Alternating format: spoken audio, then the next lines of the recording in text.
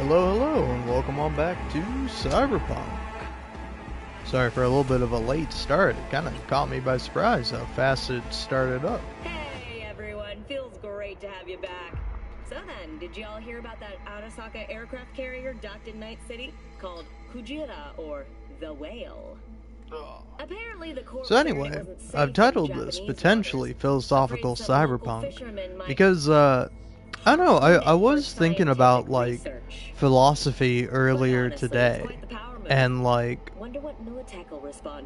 I don't know, I think it is like honestly really fascinating. It's like a hold on.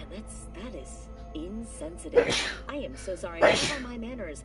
President Myers, double sneeze. Anyway, sorry about that. Also sorry if I broke the sound barrier with my sneeze. I've been told by someone who I thought was a friend, and they are a friend. That's why I thought they were a friend. But I've been told my sneezes are too loud, which frankly, I'm sick.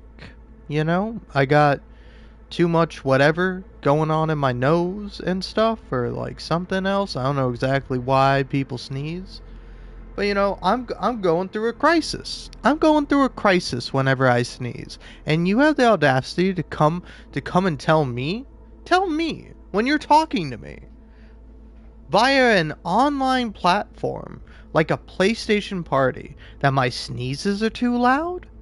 That you can't handle my sneezes being at the volume at which they are? It's excessive. It's excessive, and it's rude, frankly.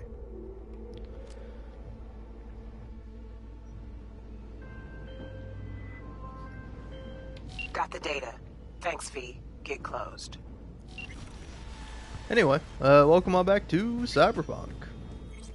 And welcome on back to me kind of just wandering around, not doing the main mission, because I'm determined. I am going out of my way to try as much as possible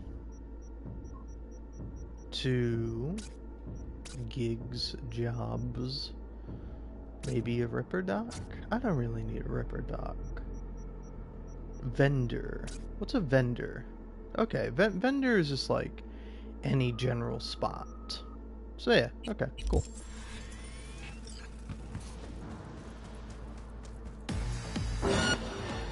But yeah, anyway, also I have been watching just a myriad of Curb Your Enthusiasm bits, and I've been having a great time doing that. Because, I mean, say what you will about the man, I think Larry David is funny.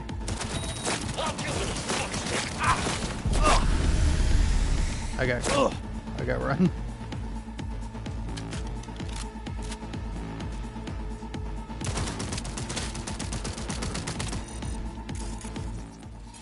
Oh, for what? No, tell me for what? I'm defending myself, and I get the cops called on me? This is America.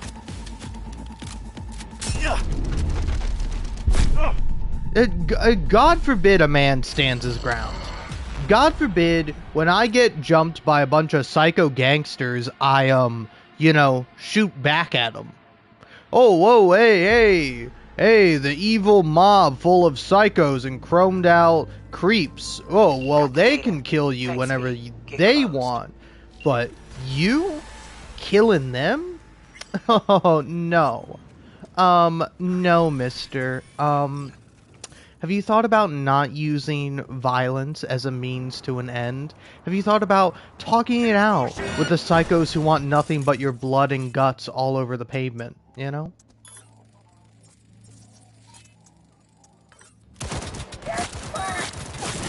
Alright, now that's... Now this is not fair. Now this is not fair. It's not fair, it's wrong, it's churlish, frankly.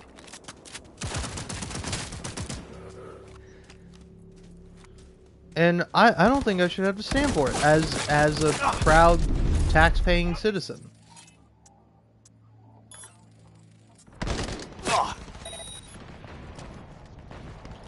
Wait, what? What? This is it's just a dead end? It's just a dead end, both literally and metaphorically? I'm starting to get mighty pissed off with you. Cyberpunk 2077. You're starting to mightily piss me off. Got the data. Thanks, V. Get closed. I personally, I wouldn't piss. I'm getting pissed off, man. I'm getting pissed off. For what? No. Tell me for what? Yeah. For what, man? For what?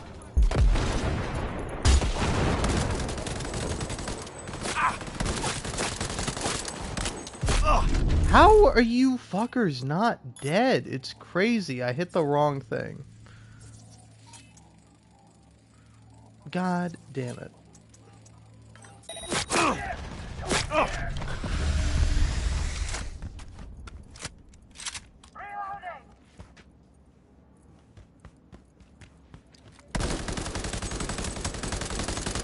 What now, big nose?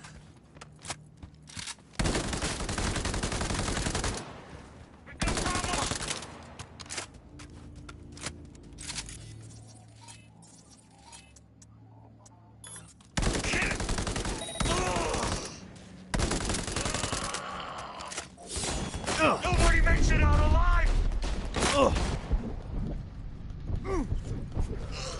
Hit the guy.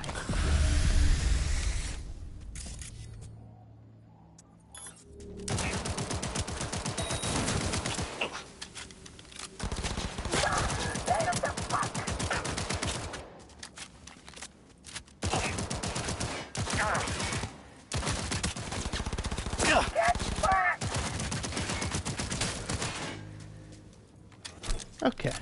Alright. There we go. Jeezy Louise, man. Jeezy Louise. Anyway, so I don't know, I guess I don't know, I'm trying to think back on like what the philosophical thing I was like pondering. Cause like honestly I've been thinking about it a lot with like Claire Obscure. Where it's like it's like on a both like Claire Obscure and Cyberpunk 2077 and like also a lot of games really, but like I feel like games are sort of a litmus test, you know, for certain types of individuals, where it's like, are you capable of empathy? Like are you capable of like empathizing with a like not morally pure person? Because like I would think that like most people are, but like it's kind of weird where it's like some people are like incapable of doing it, where it's like it's like, say for example, take something like Breaking Bad. Like Breaking Bad, it's not a spoiler to say that you know the whole point of Breaking Bad is you see like mild-mannered Walter White, science chemistry teacher, go from being that guy to being a drug kingpin who deals meth. And it's like the whole point of the show is that you kind of see his fall and you see that it's due to his own actions. Like it's quite literally kind of his character arc is at the very end of the show admitting that, you know, he never did it for his family. He never really was going for that. It was entirely for him. Like, he did it because he wanted to, because he felt powerless, because he felt that his, like, masculinity had been robbed, and this was a way to regain control over his life, a life that he felt he didn't have much, if any, control over.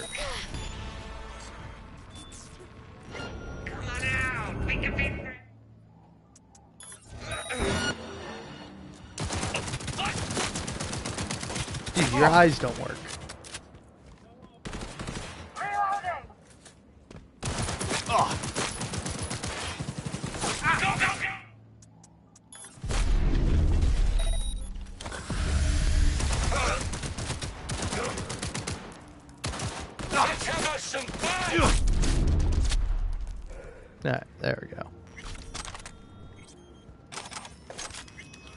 But yeah, but so like some people, rather than like, you know, simultaneously empathizing with Walter White and seeing how he got into the position that he's in and like why he made the decisions that he made, instead like turn around and go, "Oh, that guy's the hero.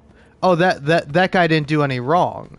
His wife, who's upset that he's become like a dangerous maniac, uh, she's actually the one who's in the wrong, and it's like crazy that people do that.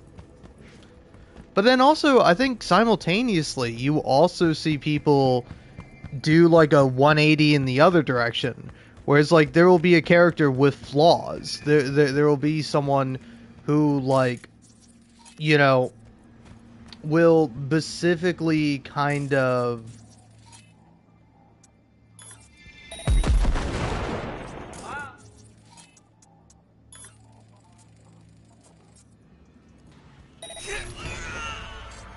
like kind of have this have this like you know, not squeaky clean record in how they operate and why they take certain actions.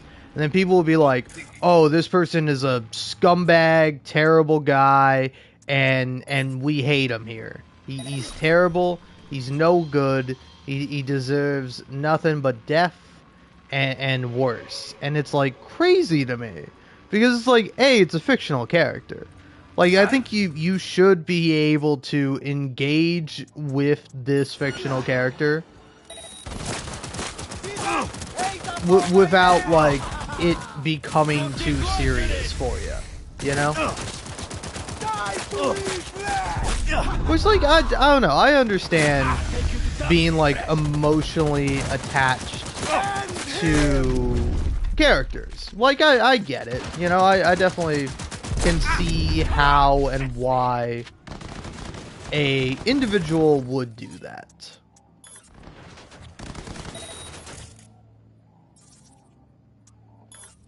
You know, but I guess the thing I don't really get, the thing that baffles me,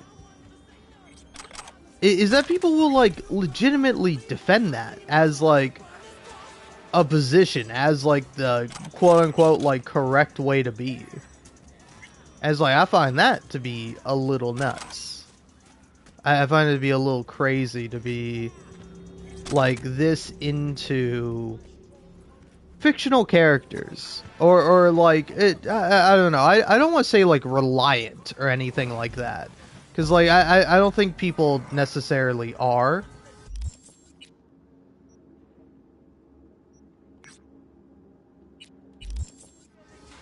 Let's see, where's the right container? Ah, okay, it's that one.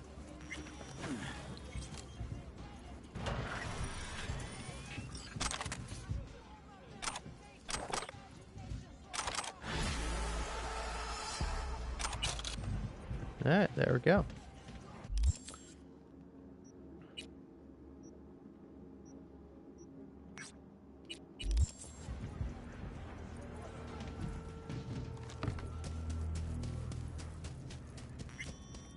But yeah, I don't know. I don't want to spoil anything for Clair Obscur just in case you haven't played it. But it's like, if you played Clair Obscur, you can kind of see how I've gotten onto this like train of thought.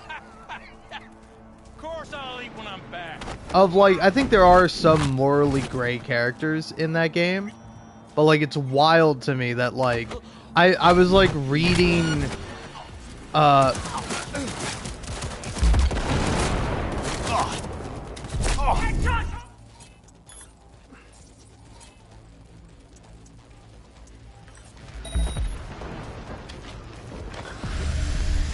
I was like reading some comments on Reddit, and like it was like all these different people like hating on like some of the main cast of the game, and like it was kind of crazy to me because it's like I think there are some characters where it's like I understand like disliking them at the very least. Like I can get that.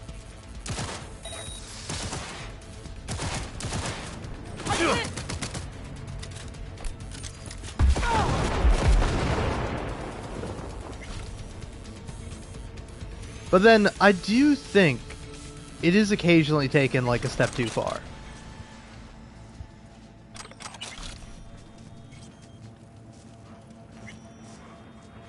Where it's like, it's like, here, again, I don't want to spoil nothing for Clair Obscur.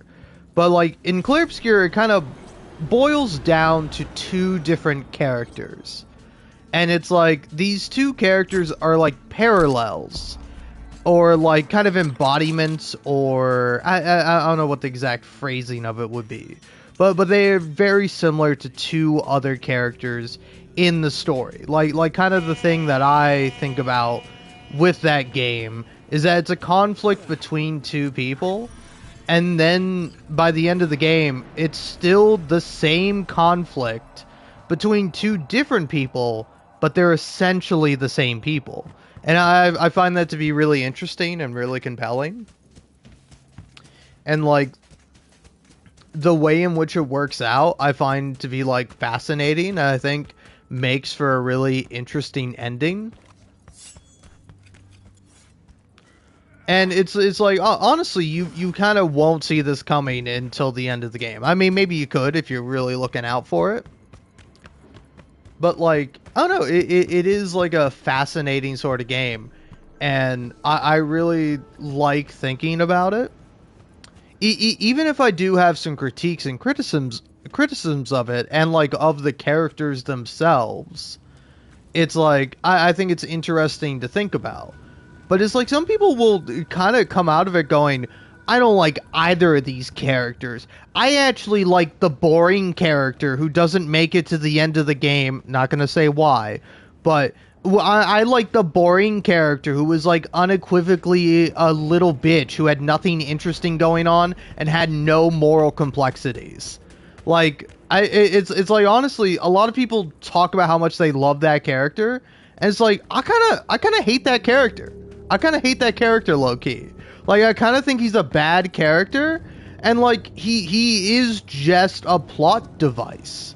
Like, he's a plot device that ultimately doesn't matter, and it's crazy to me that people will, like, play that game and be like, oh, man, I didn't like it when my favorite character stopped showing up. And it's like, buddy, that guy sucked ass.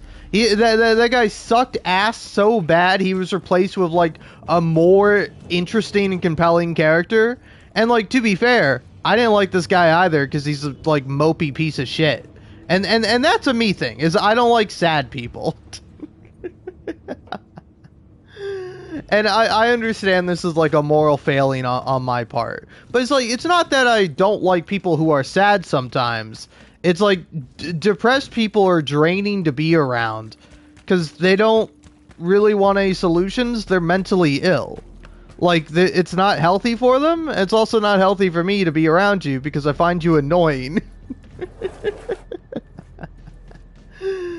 But no, it's like that. I think, you know, I think it's also a little bit of self-hatred, me being a person who has been depressed a lot of my life. Nobody's here, right? Okay, thank fucking God. So, if no one's here, and I'm allowed to just kind of go off on my own ramblings and rants, if you don't mind, I would very much like to go into, like, full-on Clair Obscur spoiler territory. Because, like, I've already come, like, pretty close. So, I figure might as well just hop the just jump the fence, or let the cat out of the bag. I don't know, what's like... yeah, I want to jump out of the frying pan and into the fire. If you will, if you'll allow me. But here, I'll guarantee you this. Whenever I get into a car, like, next time you see me, if you're like, oh, I don't want to hear, like, spoilers, or I don't want to hear you talk about Clair Obscur, I think that's fine. Just, but you want to watch this live stream for some reason, just scroll ahead to when I'm in a car. Yo, what the fuck, Cyberpunk? Yeah, thank you. Thank you. I'm walking here. But yeah, so anyway, I don't know. It's like, it's a little baffling to me that there is all this praise for Gustav as a character. where it's like, if you'll allow me, I would love to engage in a little bit of Gustav slander. Where it's like, yeah, hold on here. I wanna find on Expedition 33, Claire Obscure, owie. I want to find on the subreddit if like anyone else has the same critique of Gustav as a character that I do. Now let's see, Gustav.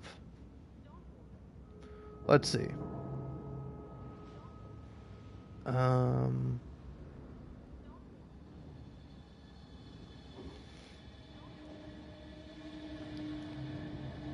What? Yeah, what?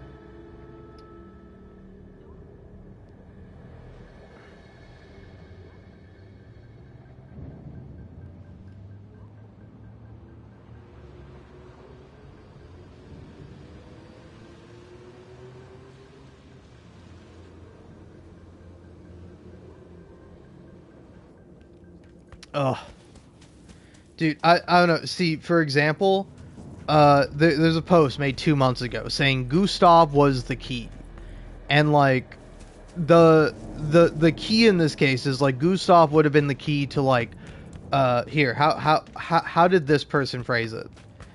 Yeah, to, quote-unquote, reach a true good ending. It's like, motherfucker, Gustav is quite literally Verso. Verso is Gustav, and Gustav is Verso. Like, they are the same character. It makes sense why Gustav dies, for a variety of reasons. It's because, even in this fucking painting, Alicia cannot escape her reality. She cannot escape the fact that her brother is fucking dead, and she has felt abandoned by her family. And it's like, it's kind of crazy to me, because it's like, it's like, I don't know, I like Clair Obscur so much more when you think about it on a metaphorical level. It is so much more interesting, it's so much more compelling, it makes so much more sense, and to me, it works. It works really well thinking about Clair Obscur metaphorically, like within the context of the game, like because there are so many people who take it to be like fucking 100% one-to-one literal, and it's like, I don't know, I think it's a little crazy, right?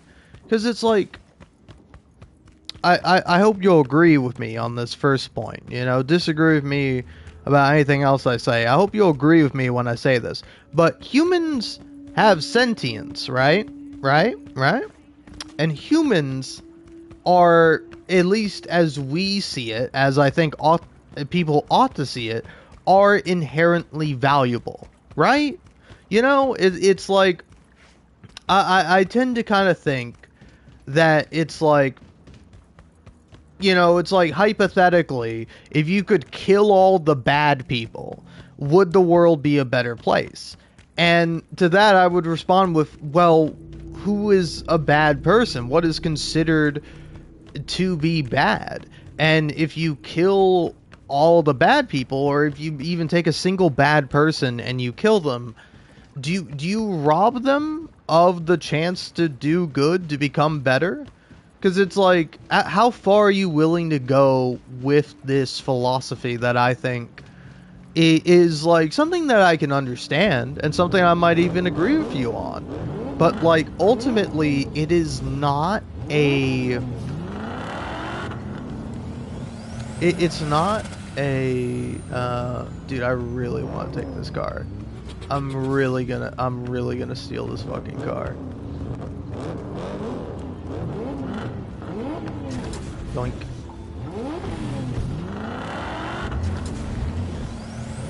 No, let me yoink. No, let me yoink. Why aren't we letting me yoink?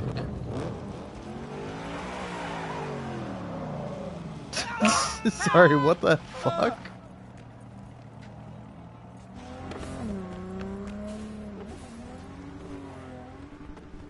Sorry, you boys are playing chicken here? And you chickened out? Kind of wild. Okay, here we go. Well, at least I can steal this. Actually, if I can, I would like to steal this instead, because, yeah, that looks sick.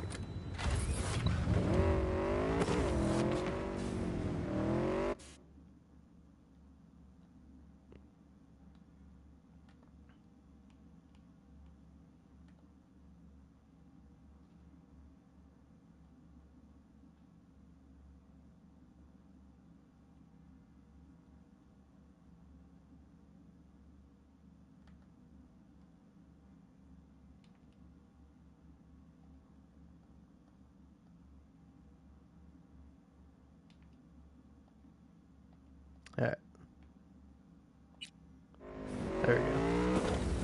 Alright, anyway, hey, by the way, in case you scrolled forward to this part of the live stream and you're like, hey, you're not going to talk about spoilers, right? I am and I aren't. So, I'm talking philosophy right now. So, let's say somebody kills a person, right? Bad thing. I think we can all generally agree upon.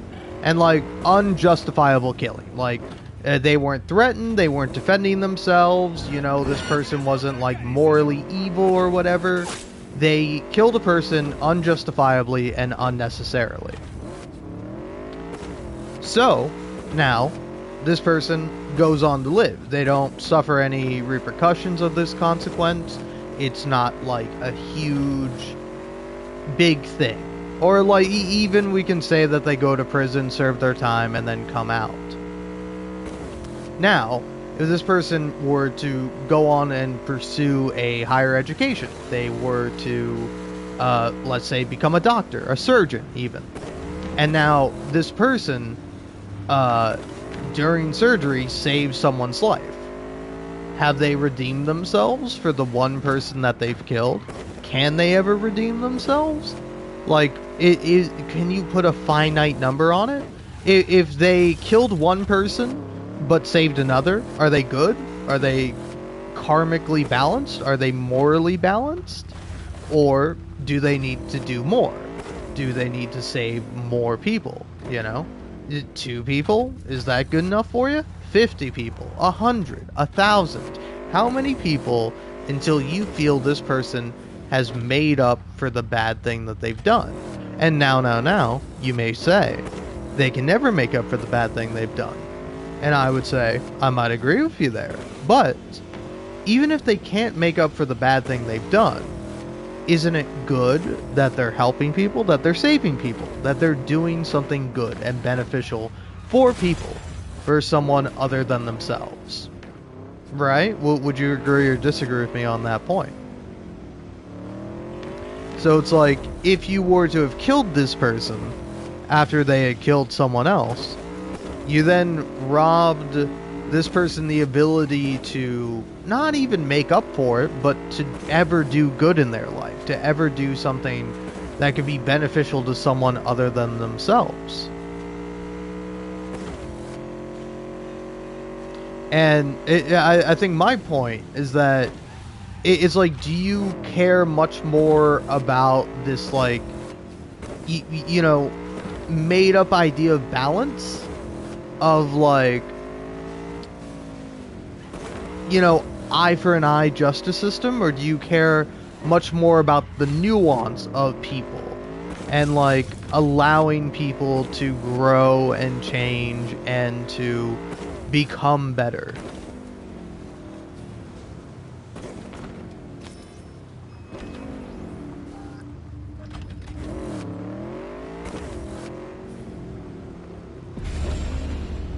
How do you use the radio in Cyberpunk? Because I'm kind of losing it at the fact that the game will not allow me to use the radio.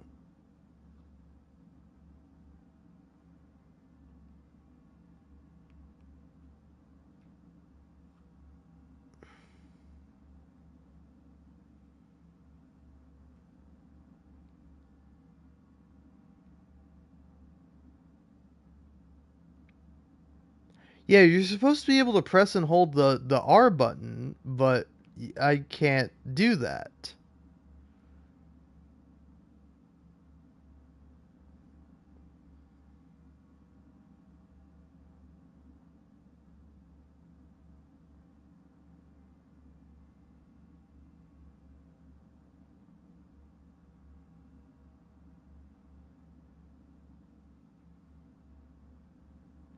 So apparently, people are going to Japan, or the Japantown apartment that you can buy, and then either turning on or off the radio.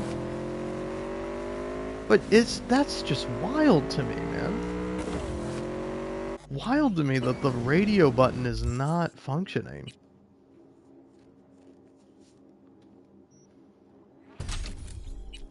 Well, let's do that.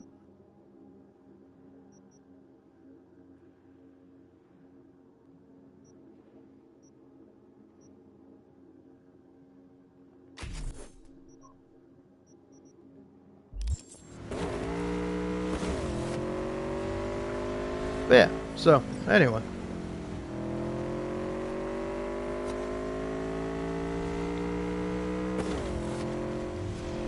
So, I think ethics is a very interesting question, and honestly, I don't really trust anyone that isn't willing to interrogate or question their morality, their morals, or their ethics, right?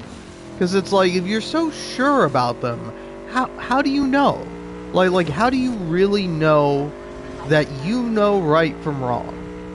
Because like, I don't think it's impossible, but I think it's something that it comes with like a lot of different ways of thinking about it. There is no necessarily right way or wrong way to do it. It's like, for example, oftentimes I think about this idea of like, of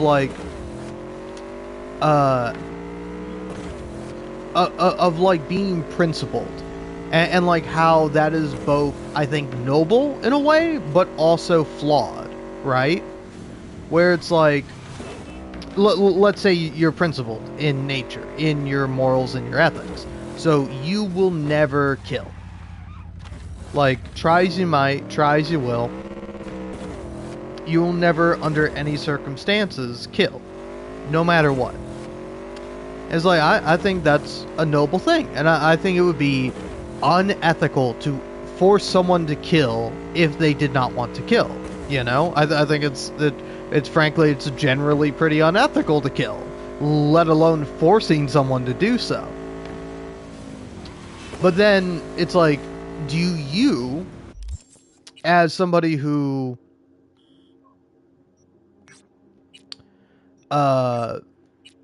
could be in the position to kill, to help someone via killing someone else, do you not question that a little bit? Do you not go, well, is there a point to it? You know, is there a line that you would cross? Because I think generally pretty fine and dandy to not want to kill anyone at all. But, you know, let's say, again, nightmare hypothetical situation, somebody's about to be killed. Somebody you know, somebody you love, somebody you know for a fact is innocent and does not deserve to be killed. Would you go out of your way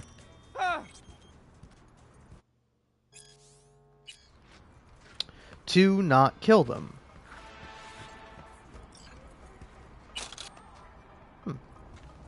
Okay. Apparently it's a multi kind of task job.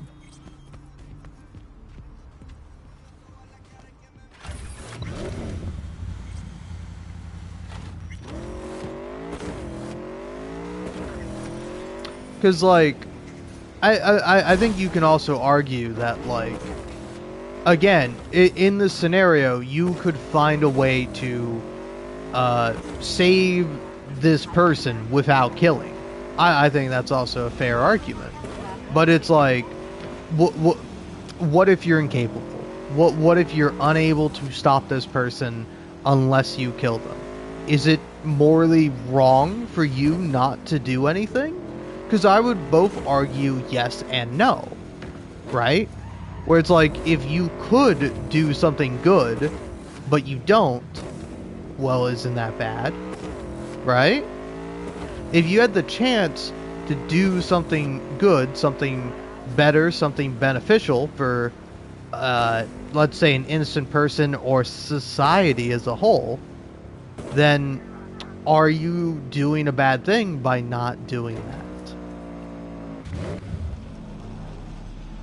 Because, like, I think it's also, you have to interrogate the idea of, like, well, how would killing someone benefit society? How would it make it good? And it's like, well, let's say they're a serial killer, and that if you don't kill them, they will kill again. They will serial kill. And it's like, on one hand, but let me up here. Like, on one hand, I think it's like, I think it's like a perfectly valid way to be. Either which way. But I would say and argue, like, generally,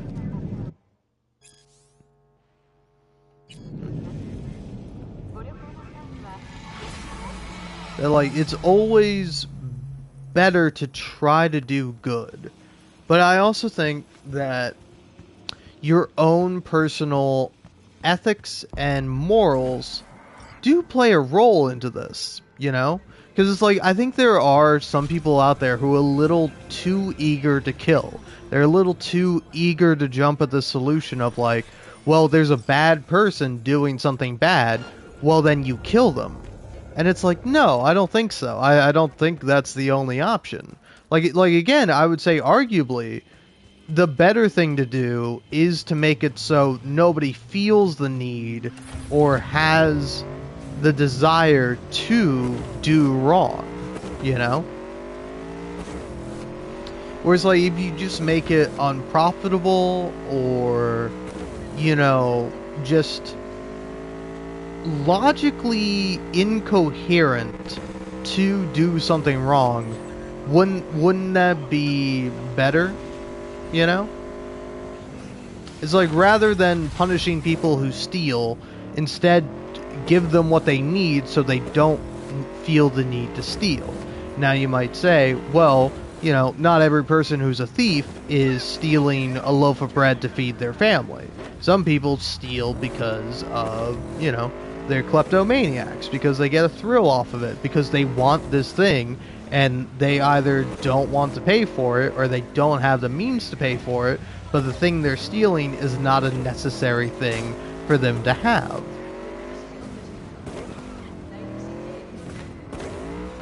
And, again, oftentimes, it's like, I think it's hard to really put a pin in it, to be like, well, it's always right to steal in this case, and it's always wrong to steal in this case. Much the same way I feel about any morally questionable action. Is that it's hard to say always, hey, this is always bad, or this is always good. You know, and for anyone that believes in a Bible, or a religion, or whatever it is you might believe in, it's like, do you not still question that? Do you not question the ethics and idea of it? Like, I think there was actually a really great video I watched about low-tier God. And here, I want to see if I can find that video.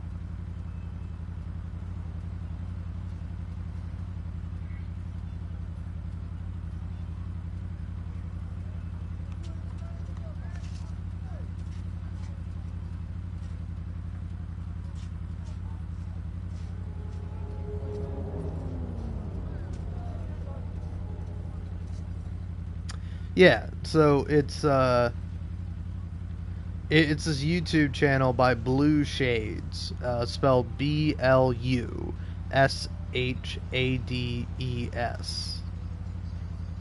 But yeah, he made a video called, you know, Low Tier God,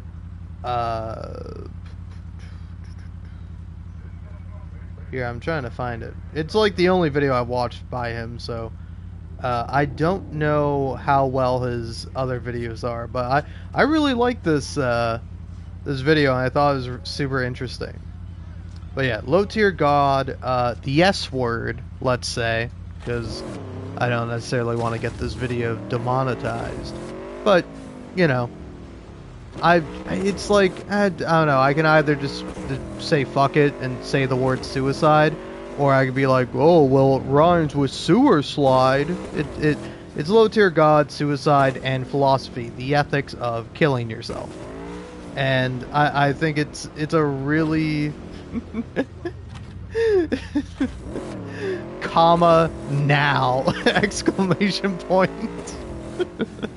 Because like also it's like I don't think I'm not here to defend low tier god as like a person or nothing.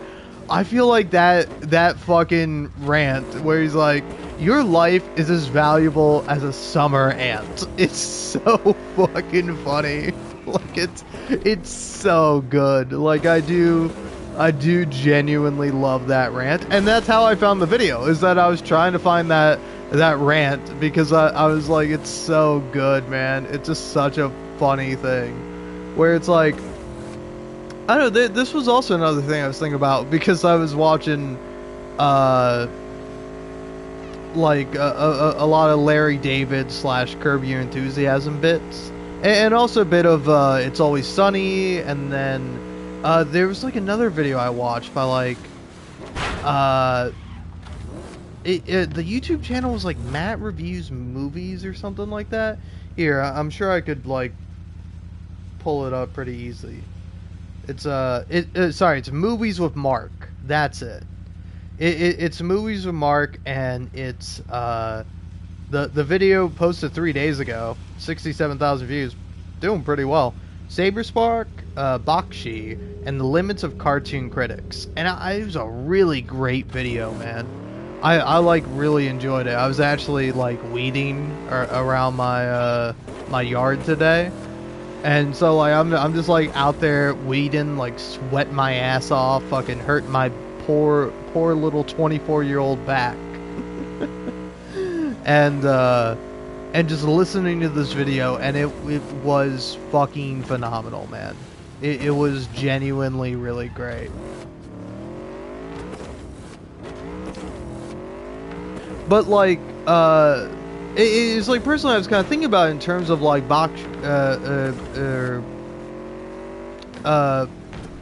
Bakshi's work, or like even just like this general idea of like content that was or is offensive, and like the merit of it, you know, where it's like say for example, it's like kind of the limit, part of the limit with cartoon critics reviewing very like offensive. I'm gonna go with the word offensive here, even though I would argue it's not necessarily offensive. It just depends, but like stuff that would be considered offensive in the modern day. Like say for example, in a lot of Bakshi's work is the frequent use of slurs and language that is, you know, no longer acceptable for the most part. Although it depends, you know? And so it's like, to me at least, I was kind of thinking about it, where it's like, like Cyberpunk and like a couple of the other cartoon critics he talks about in that video, because it's not just Cyberpunk, but like, they sort of shy away and like throw up their hands and don't really have like a real stance on like the content and various things that are in the that are in the film, where it's like, yeah, it's like pretty offensive, but you know, it's just like, and it's like, well, there's a reason for it. Like, the film isn't just saying a slur for the sake of saying a slur. There's a reason why they are present and there within the film. And it's like, you as a reviewer and a critic should be able to engage with that. You should be able to go out of your way to... Jesus Christ. I don't even know how I managed to do that. But it's like, you should be able to deal with this element to it and be able to talk about it, or at least give your thoughts on it, you know? And I think you need to give a little bit more thought other than, well, you know, it was a different time, or, you know.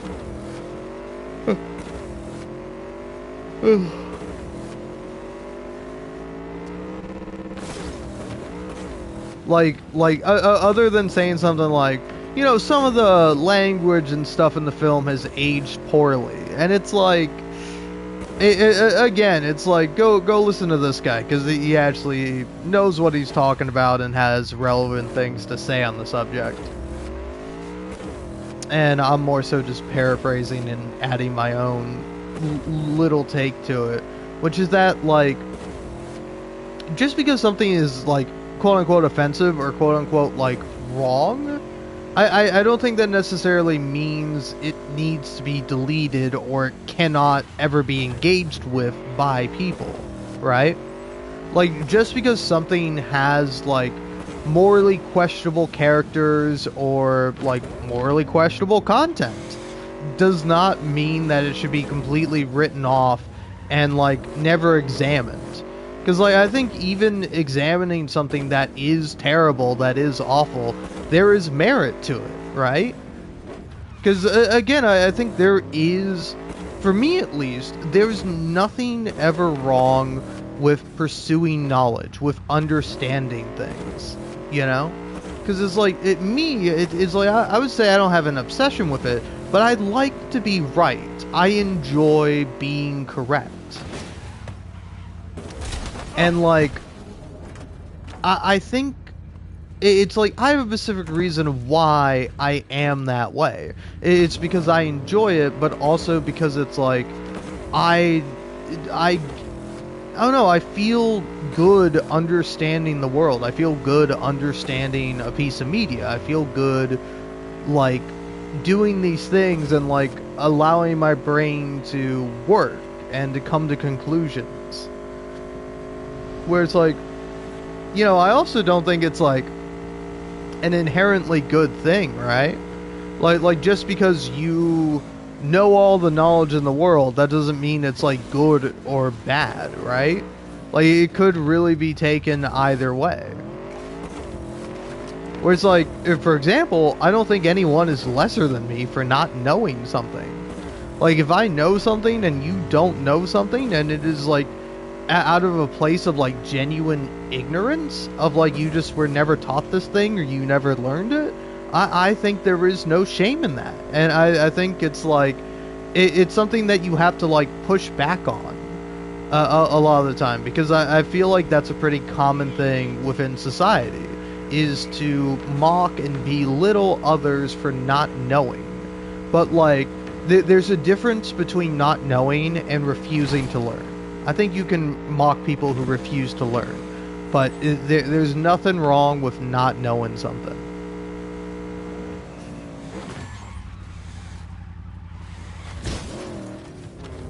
Whoops-a-daisy.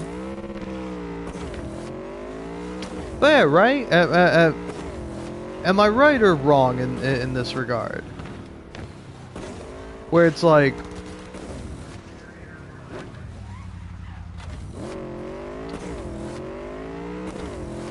where, like, I don't know, I was thinking about this phrase that I like a lot. It's like, an error only becomes a mistake when you refuse to correct it. And it's like, I'd really like that phrase. Because it's like, I think it is, like, beautiful and it is relevant, where it's like, hey, it's okay to be wrong. It's okay to mess things up, but when you, like, refuse to change, when you refuse to learn, that's when it becomes a mistake. That's when you have done something wrong. And so, for me at least, it's like, I think it's a really interesting idea to engage with. Where it's like, you have to understand that you are fallible, you know? That you are flawed, that you will never know everything. Try as you might, you can learn a lot, you can have a ton of information, but you will never know anything. It is physically and, like, just, I don't know, like, biologically impossible. Like, your brain simply does not have the capacity to store every single bit of information, right?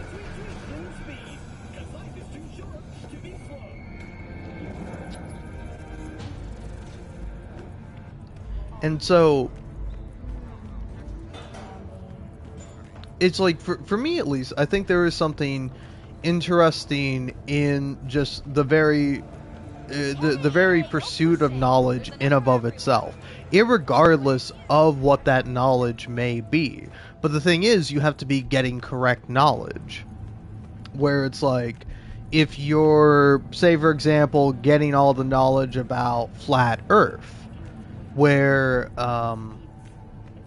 it's like, what is your intent with that? Like, do you genuinely believe that the Earth is flat? Because it is not. But it's like, if you're gaining all that knowledge about why people think the Earth is flat, how in, many ways some of the proof for the Earth being flat is wrong, like, for me at least, it's like, it's like, that's not wrong, right? It's like, there's a video I really like by Folding Ideas that I was thinking about. It's titled "In Search of a Flat Earth," and I think it's a really great video, and it has like it's kind of the whole reason why I'm talking about that specifically, where it's like, you see Dan, I forget his last name, but the man behind Folding Ideas.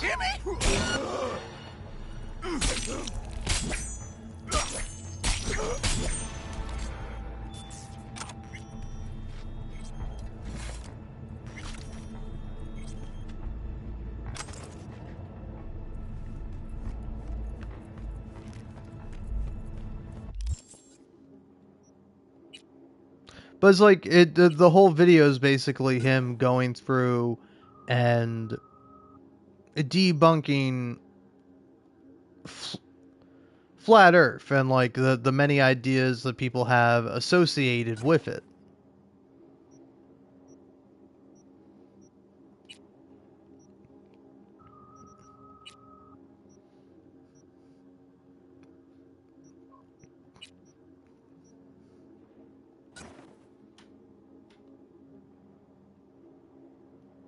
Ooh, that's not too bad.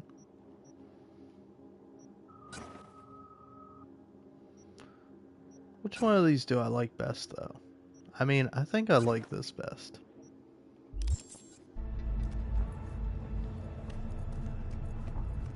But yeah, it's like, I think there's nothing wrong with learning why someone believes something that you disagree with, because it leads you to better understand what, the truth is, and why other people could believe something other than the truth.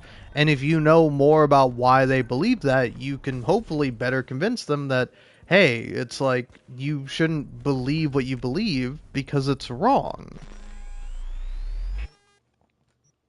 And it's like, I don't know, it was kind of interesting where I recently saw a Tumblr post where they were talking about, is that, like, some people try to counter racism or racist ideas by essentially arguing that, that, like, racism is wrong. Yeah, is that, like, racism is, like, not only like, wrong just on, like, a moral and ethical level, but it's also, or like, more specifically, like, not even that it's wrong on a moral or ethical level, but more so that it's wrong on, like, a fundamental level. Like, it is just incorrect. A lot of the conclusions and ideas that people draw from this terrible ideology. And so it's like, somebody then argued that it doesn't just matter that it's wrong quite literally, but it's like, even if it were to be correct, quote unquote, that still wouldn't make it okay, right? And it's like, I don't know. Honestly, I could not help but think about like the thought with that, right? Where it's like I kind of see what you mean. Whereas like let's say it's like all stereotypes were true. Just because they were, that doesn't make it okay to be bigoted. And I would agree with that. But also it's like they're not. And that's like a fundamental truth about reality. So it's like it's weird to me to come up with a hypothetical where something is not true and is not the way it is, and then go, well, even in this hypothetical world where it's a different kind of reality, you should still be against it. And it's like, I guess I agree with you, but like, do you not realize how insane you sound? Like, because again, it's like, I also don't think that holds up as an argument, right? Was like, let's say we did live on a flat Earth. Like, let's say for whatever reason, however the universe is constructed, the Earth is essentially flat. It's like, would I then be wrong if I argued and was like, hey, the Earth is flat? And someone was like, no, dumbass, the Earth is round, it's a globe. And I'm like, no, it's not a globe. Like, we can observe our planet, and it is not round. It's not an oblique oval sphere or whatever. Like it is a, you know, primarily and mostly flat surface. It's like it's weird, right? Where it's like I think that's not like the whole point behind like morals and ethics. Like let's say for example, you would go that it's like, you know, it's like executing people for the crime of murder is wrong because it doesn't make people feel better. Like if that was your argument against the death penalty, if you were arguing against the death penalty and your argument was that, hey, it doesn't matter if you kill someone, because there's no solace in that. Like, people will convince themselves, they will say, oh, I will feel better if the person who killed my loved one is killed. But the truth of the matter is that they won't feel better. And so it's like, it's like, I would say that it's like, I think that's a fine argument, but is somebody might disagree. They might go, no, it would make me feel better. I would feel better, and then that's why we should do it.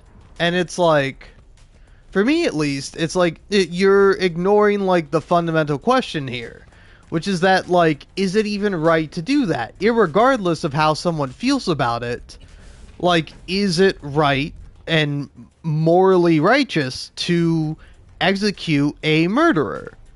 Whereas, like, I think there's arguments kind of on both sides for it, but it's hard to really make a concrete answer on it, you know? And it's like, I don't know, I think maybe my problem is like this person's like phrasing of the question of the thing that they believe in, where it's like they're arguing that, you know, say for example, that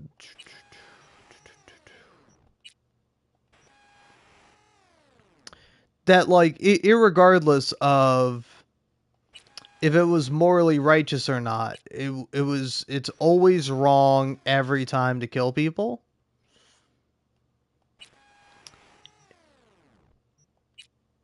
It's like, I don't know. Again, my whole point, my whole thing with this is that it's just like, I think it's hard to really set in stone uh just something always being right or always being wrong or like never being able to question it.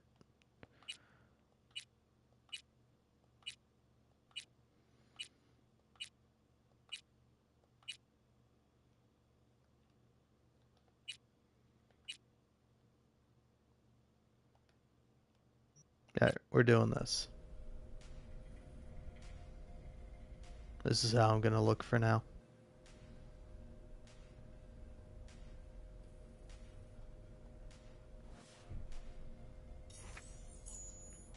But yeah, I don't know. I think, irregardless, I think my point with it is that it's like here's what I think they were essentially saying. Even if stereotypes were true, it would still be wrong to discriminate against people. And I would argue, yes, it that would still be wrong.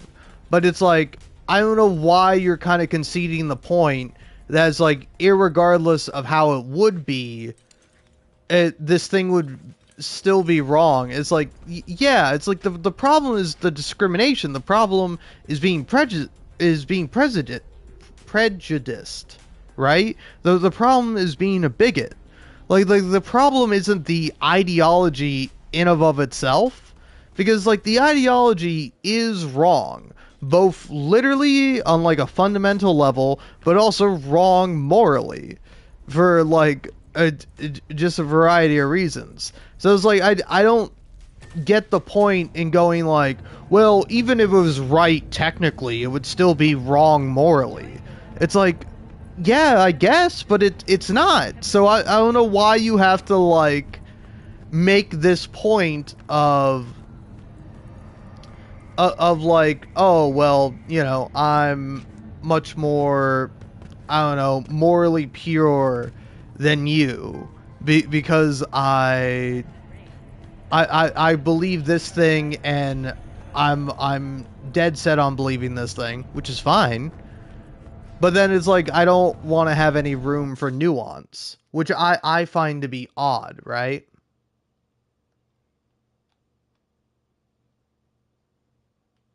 Hmm. Oh, sorry, I'm thinking if I do want to keep the mustache or not. Or if I do, like, I don't know, maybe changing up. I don't know. I don't know. I'm kind of digging it, honestly. I just wish I had different outfits. Because, yeah, if I had different outfits, then this would change a little bit for me. Yeah, here, I'm kind of curious about something. So if I change my facial expression here, do like a fun little smile.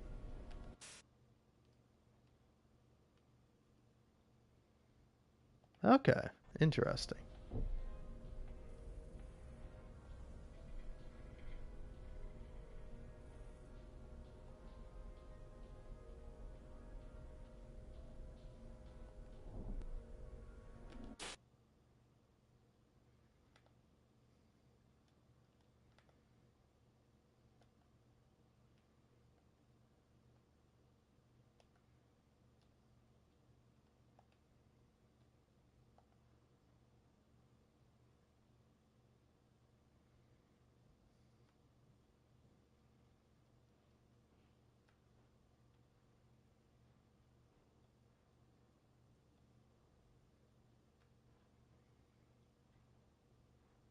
Damn, Judy's got a lot of outfits. What is this outfit? Hold on.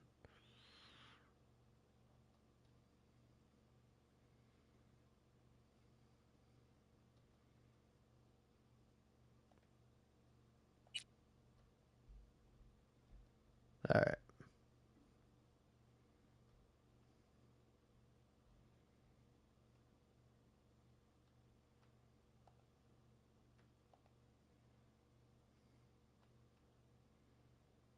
Oh,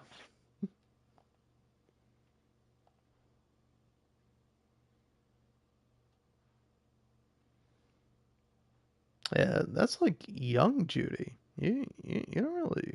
I don't, yeah. What I feel like maybe you do see her like this. Oh no, yeah. I know where this outfit of Judy comes from now. I remember. Okay. Anyway.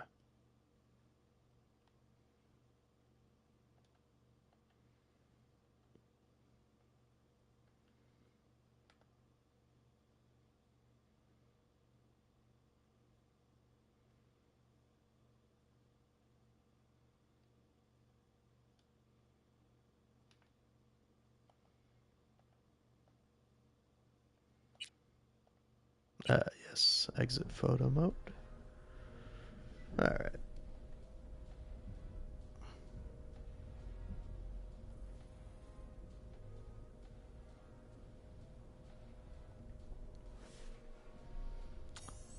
Let's go get me some more outfits.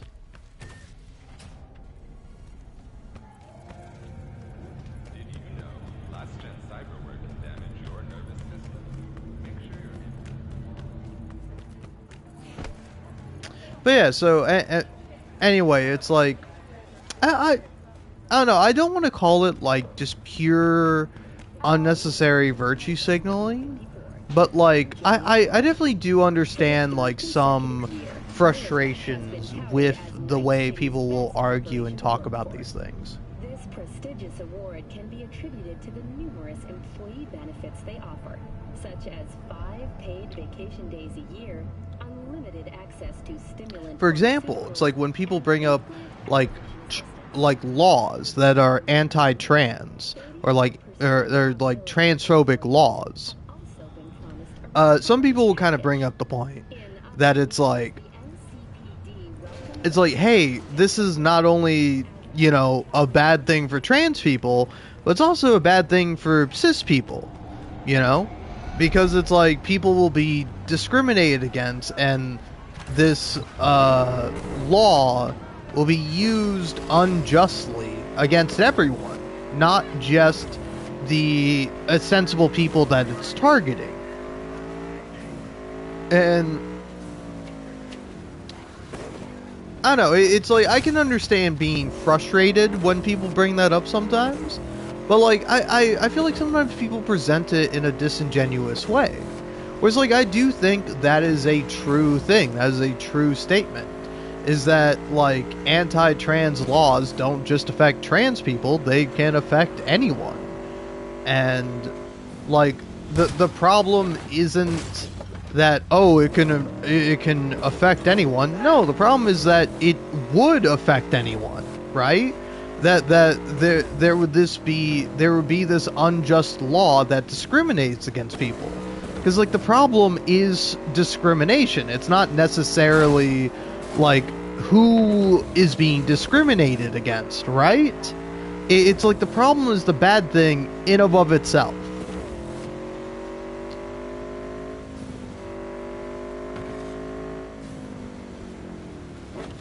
And so, for me at least, I find it to be a little puzzling. And again, I might be wrong here. I might be being a little too...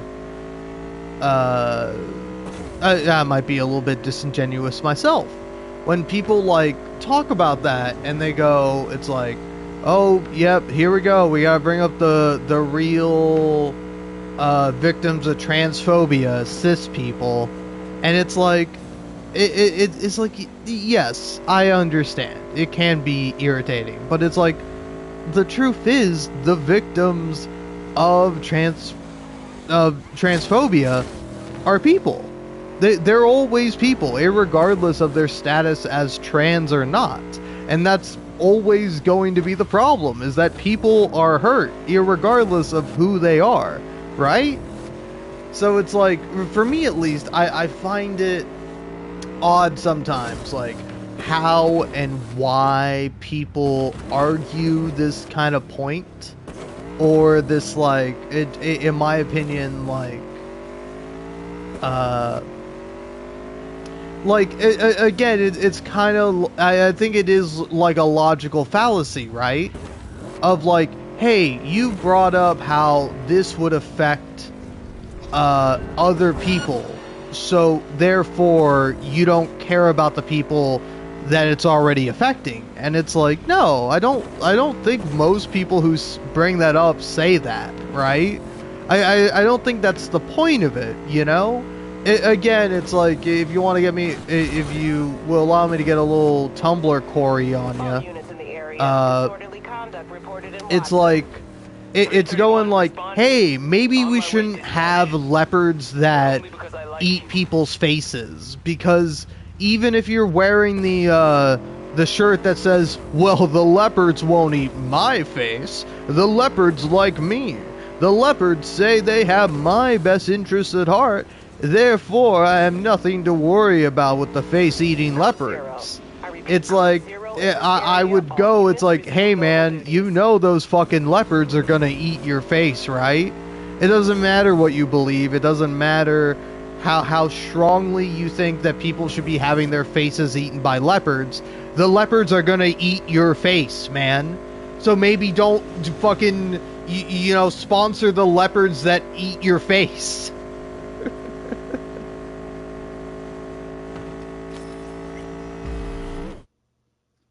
The game really said, fuck you, you're not going to the oil fields, asshole.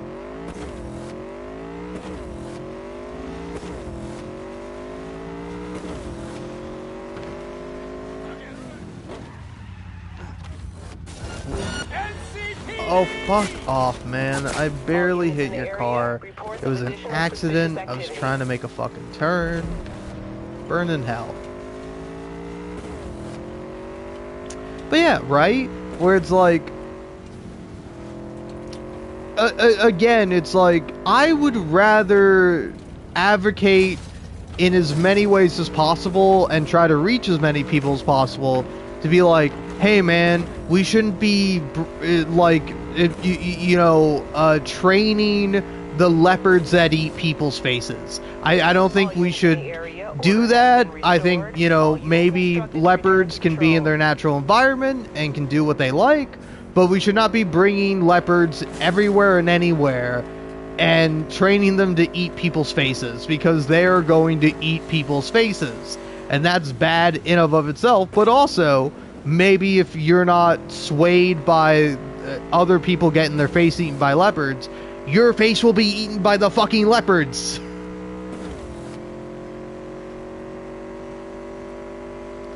And it's like, I don't know, man. I think ultimately it just sucks, because the reality of the situation is that we live in a world with face-eating leopards. And really, we can't do much about it, you know? We can try to mitigate the harm of the face-eating leopards. We can, do the best we can, but there's a lot of face-eating leopards out there, and they're fucking eating faces.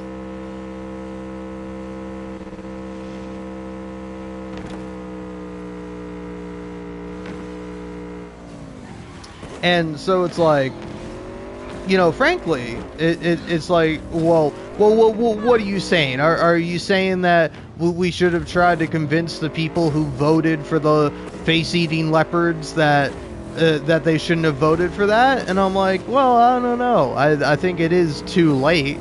Maybe we could go back in time and do something about it. I mean, yeah, sure, probably. But it's like, I don't know, it's like, ultimately we just have to do what we can about the face-eating leopards. It's like, do we, like, arrest the guy who's training all the leopards to eat faces? Do we, like, capture or kill the leopards themselves? I don't know. I don't know what the correct solution is.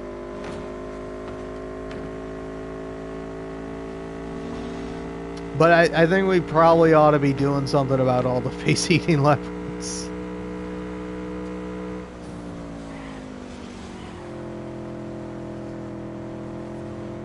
But yeah, anyway. Sorry for all that rambling and ranting. That's just my kind of 2 cents on this issue. Where it's like,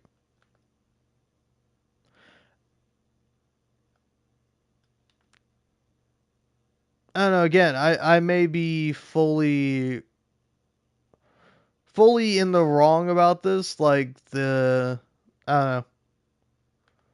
I may be proven like incorrect in the court of public opinion or via the passage of time, but like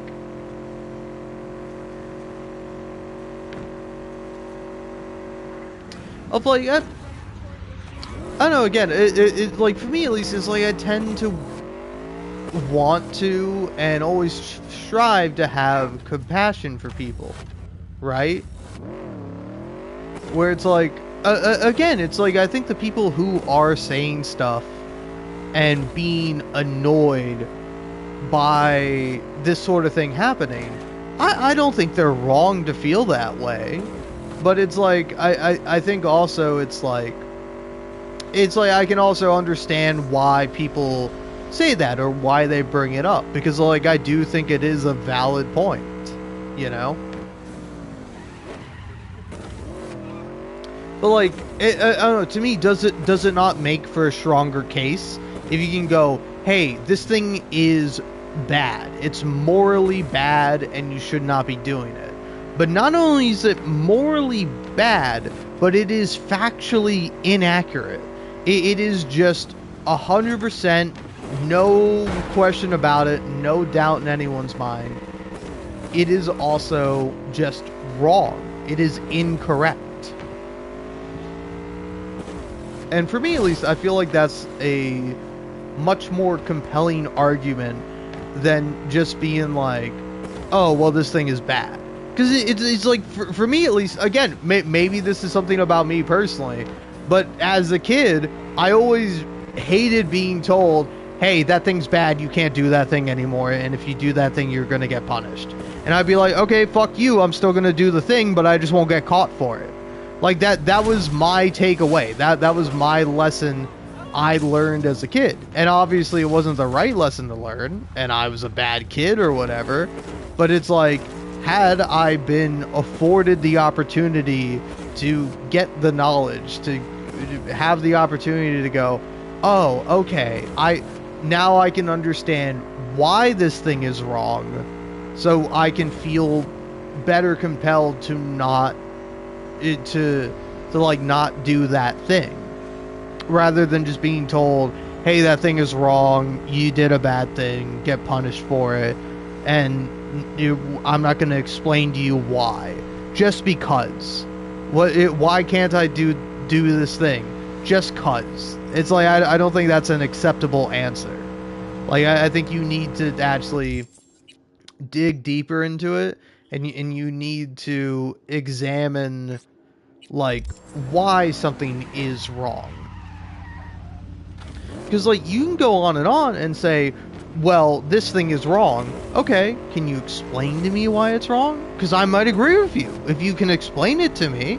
But if you don't give me your reason for stating why something is right or why something is wrong, then you, I think, are doing both me and yourself a disservice. Because it's like, what, are you just taking the thing that you think is right on blind faith? It's like, again, take for example, the idea of a flat Earth. It's like, I know that the flat Earth is like a wrong and incorrect idea. Like, not just because it is factually inaccurate, and it's like, you know, pretty much every diagram and model of the Earth, and like, you know, we've known for centuries, ever since we've like traversed the globe, like we've come up and figured out that the Earth was a globe, that it was a sphere, before we made it to space. And now we have been to space, and you can literally see a picture of the Earth in space and it being a sphere.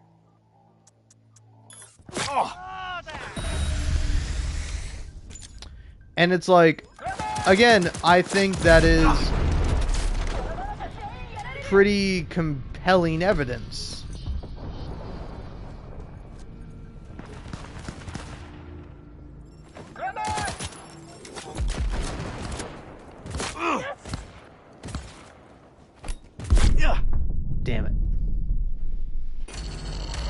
But like also on Earth, you can see the curvature of it. You know?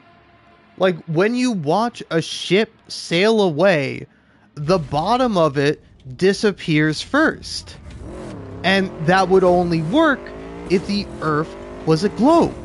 Because why would the bottom of it disappear first before the top post, the big mast? Why would the bottom of the ship disappear before the mast?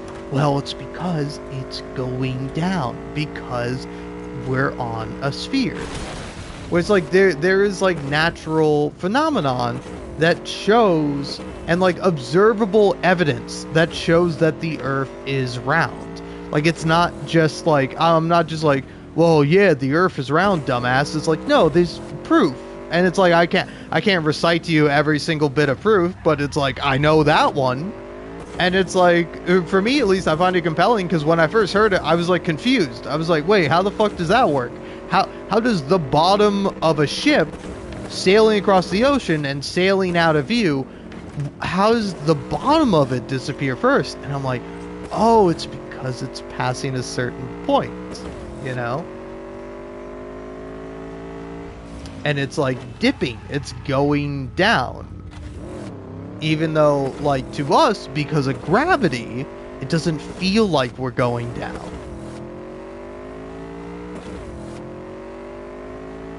And so it's like, to me at least, it's like, I don't know, that shit is like so fucking cool.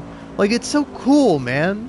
Like, I don't know, the very idea of like science and math and facts is like so cool, is that we can like define things and we can understand the world around us. And it's like, to me, I find that so interesting and so fun. Where it's like, I don't know, I was thinking about this because, for me anyway, I was kind of thinking about like difficulty in games. Where it's like, you know, sometimes I like playing on a hard difficulty, and sometimes I like playing on an easy difficulty. And for me at least, I think it depends on the game. And I was like thinking like, yeah, for Mass Effect, I much preferred to play that game on an easier difficulty because it's like, I'm not playing Mass Effect for the combat. Like, I'm sure the combat is fine. I'm sure if you're really into it, it's great. But like for me, that's not what I was interested in. I was much more interested in like the acting and the performances, as well as like the story and the plot, but then also just like learning and seeing the different alien species. And like to me, the idea of aliens is like so fundamentally interesting, because it's like, just imagine how different life would be on a different planet. Like think about like just how different a planet would be, and then like how life would have to specifically adapt to that planet. Like, it's really fascinating.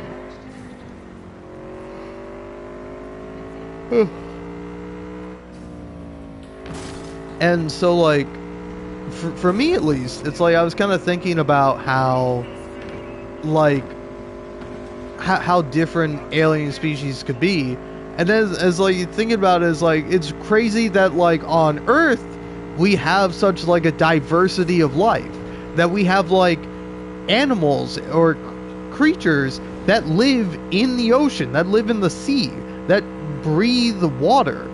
You know, they don't like it and it's like interesting that it's like both creatures, even though we're doing two different things, where it's like, again, is it called breathing underwater? Does a fish breathe underwater? I mean, we say that it does, but I don't know, there's like another word for breathe.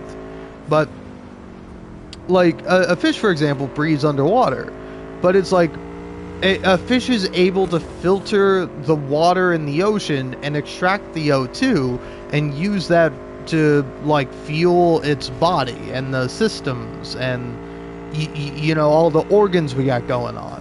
And it's like, we do the same thing with air, where we breathe in the air and we extract the oxygen, and then we, you know, release carbon dioxide. Where it's like, it's like so interesting that we have like two completely different ways of getting and extracting oxygen from the world around us. But it's like we both need oxygen, and that is so like fascinating to me. And then don't even get me started on fucking animals that live in the ocean, but yet nonetheless breathe air, that have to like come up every now and then and breathe air, and then they go back to living underwater. Like, that shit is fucking crazy to me. That's unbelievable. Like, just like the idea of like a whale is so fucking cool, man.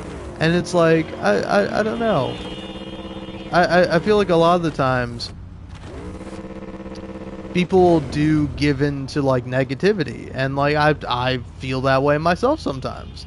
Like, sometimes I do feel like it's that it's like I feel myself like it gearing towards like this idea of negativity, of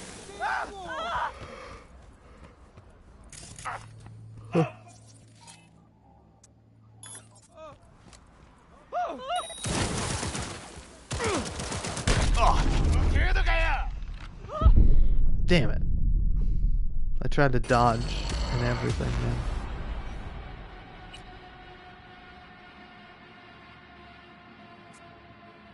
But yeah, it's like, life is this really like fascinating thing. And it's like, just because you can't know everything, that doesn't mean you can't know some things. And I don't know, for me at least, it's always better to appreciate it, right? It's always better to find like wonder and amazement and joy in it, rather than like focusing entirely on the negative. Because I feel like it like sometimes it's quite literally overwhelming. Sometimes you can't help it but feel negative, but feel bad. And it's like, I don't think that is a bad thing, ironically enough. Like, it feels bad to feel bad, obviously, but like, that is a natural part of life, you know? It's like, it's like the classic like pendulum argument, or you know, the old phrase, what goes up must come down. And it's like, I don't know, I think it's interesting because there is no equilibrium. There is no like, it's not like it's a one-to-one thing where it's like, yes, you spend 50% of your life happy, you spend 50% of your life sad, you spend 50% of your life angry, you spend 50% of your life calm. It's like, it does not work out that way. The struggle of life is finding that balance of maintaining this idea of like allowing yourself to feel negative emotions. Because like, at least for me, that's kind of something I've always struggled with in my life. Whether it be depression, whether it be anger, whether it be a lot of these like negative emotions, is they would overwhelm me, you know? It's like something I think about that like horrifies me a little bit, is that, you know, also it's like, while playing one of my favorite games of all time, Bloodborne, I was getting really angry with a boss that I was fighting, and at the time I was fighting the boss, I would game on a beanbag chair, and so I got so angry I punched the floor. I know, fucking stupid, right? And so I punched the floor, and it hurt so bad. It hurt so terribly and awfully. And I was just like overwhelmed, where I immediately went from being angry to just being in pain and crying. And, you know, it's like I went to the doctor, got like, you know, a little cast or whatever. But it's like now, if I make a fist with my right hand and I make a fist with my left hand, my furthest right knuckle, my pinky knuckle, is lower than my left pinky knuckle. Where it's like, forever on my body it's like, again, it's not very noticeable. It's not like Like, again, if I put my hands, like, side to side, it's like not even like a centimeter of difference of height between my two pinky fingers, but it's like there is a visual difference between the two. Is that I let my anger over a stupid fucking video game, which I wouldn't say Bloodborne is a stupid video game, but the idea of getting so angry about it that I punched the floor and I permanently dislocated my right knuckle is stupid. It is a stupid thing that I did, and it's like, you know, obviously I wish I had been better. I wish I hadn't done that. But it's like, it was like that and a variety of other things that helped me kind of realize, okay, I need to work on this. I need to be able to let go of my anger. Because it's like, for me, I'm stubborn. I'm stupid. So even if something is frustrating me, even if something is continuously upsetting me, rather than taking a break, calming down, you know, doing a more sensible thing, I would instead much rather just continue to bash my head against this metaphorical wall until either the wall breaks or my head breaks. And more often than not, it's your head that breaks. And you don't want to break that, man. It's important.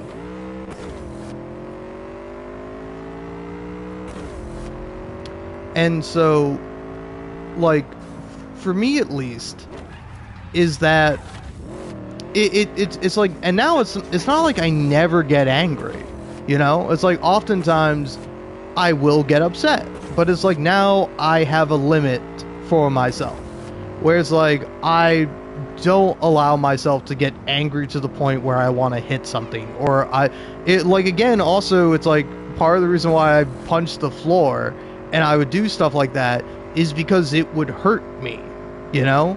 It's because I'm just as angry at myself as I am at whatever is angering me. And so it's like cathartic, but dangerous and fucking stupid to hurt yourself. Because it's like, I never punched a hole in the wall, but I've certainly hit the wall and gone, ah, fuck. And like, didn't mess up my hand as bad, but it was only a matter of time before either, you know, something broke or something in me broke. And unfortunately, it was something in me that broke, but just because it broke doesn't mean that it couldn't be healed.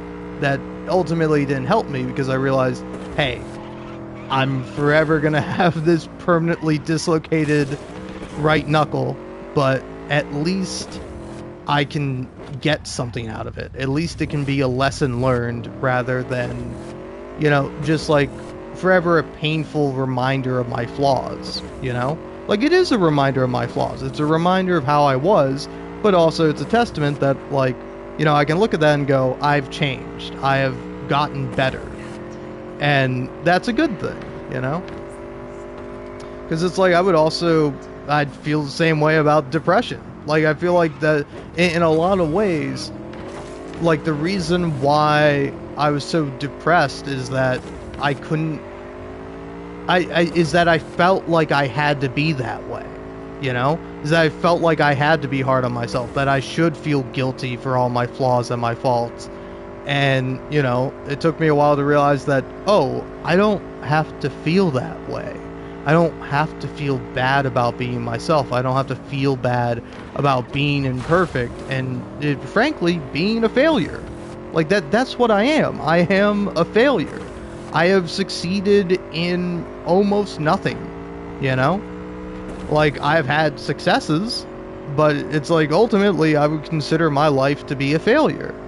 And it's like, here's the thing, I can let that paralyze me, I can let that stun me and stunt me forever, or I can accept it and go, hey, I can still try.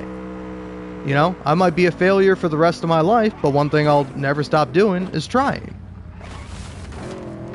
Is improving. Even if I never improve enough to become a success, I will still continue to try. And, you know, when I die, I want to be able to feel like I tried my best. That, you know, I might have failed, I might have fucked up, I might have done a lot of things wrong, but I did try my best. I didn't always try my best, but you know, as I got older, as I got wiser, as I got better, I tried my best.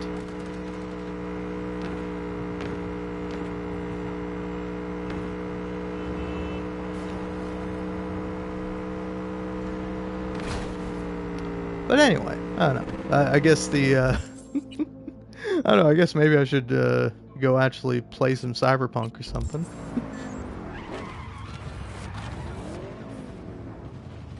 But like, I don't know, I think my kind of ultimate point with like philosophy and stuff like that, and the reason why I've always been interested in philosophy is because I've always wanted to understand the world. Like there's never been a moment in my life where I've been like, well, that's not true. There are often times where I will encounter something that either I dislike or I don't enjoy. Like say for example, when I was in high school, I took a coding class. And I was like, oh, I'm really into video games. I really like, you know, a lot of websites. You know, coding seems interesting to me. And as I, you know, kind of got the basics of it, I was like, okay, this is neat. I like that I've learned from this experience, but I know now, kind of learning code, that is like, okay, I don't want to do this as a career. I don't want to go too deep into this. And for me, at least, it's like, it's not that I'm incapable of doing so. It's just more so that I simply don't want to. That I would rather spend my time pursuing other things.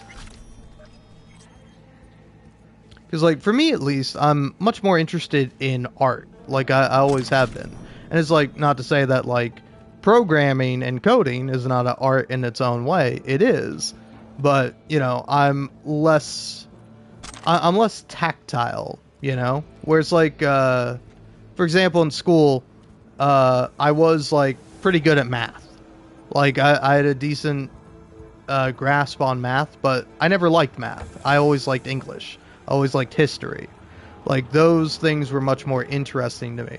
And science, even too, to a certain extent, but it's, like, a little less so, because science involved much more, like, math, experiments, operations, and stuff like that, where it's like, I don't know, here, I'll talk about this. It's like, for me, for example, I remember one time in the 5th grade, the 5th grade, by the way, we had to memorize the periodic table of elements. Like, it wasn't like the full thing, but it was like, you had to like memorize all the elemental, like, I don't know, I'm forgetting what it's called, but like the elemental letters? It's not called that, right? It's called something else, isn't it? But like, essentially all the signs are the abbreviation for all the different elements. And like, for me at least, it's like, looking back on it, it's like, also, I did terribly with that. My hands were sweating. The teacher who, by the way, maybe one of the most gratifying things in my life was when I was talking to my stepdad one day, and I brought up that teacher, my 5th grade teacher, and like me, I always thought, oh, I was a bad kid, I fucked up, I wasn't a good student. I always felt that way. And then, like, I was talking about the guy to my stepdad, and my stepdad just goes, oh, that guy? He was a fucking asshole. He treated you so terribly. I always hated that guy. He was a narcissist, and he was full of himself. And I'm like, wait, he fucking was? Like, as a kid, at least, for me, it's like, you don't really have that perspective. Like, you dislike people, but it's like, at least for me as a kid, I was always made to feel like I was always in the wrong. Like, you can't question the authority, you know? So it was very gratifying to hear that. But anyway, I had a terrible time taking this test. My hands are sweaty. I got, like, you know, called out and made fun of by my teacher for, like, having sweaty hands. Like, this dude is such a prick, man. It's like, I don't know. Here's some context too. I grew up in fucking Florida.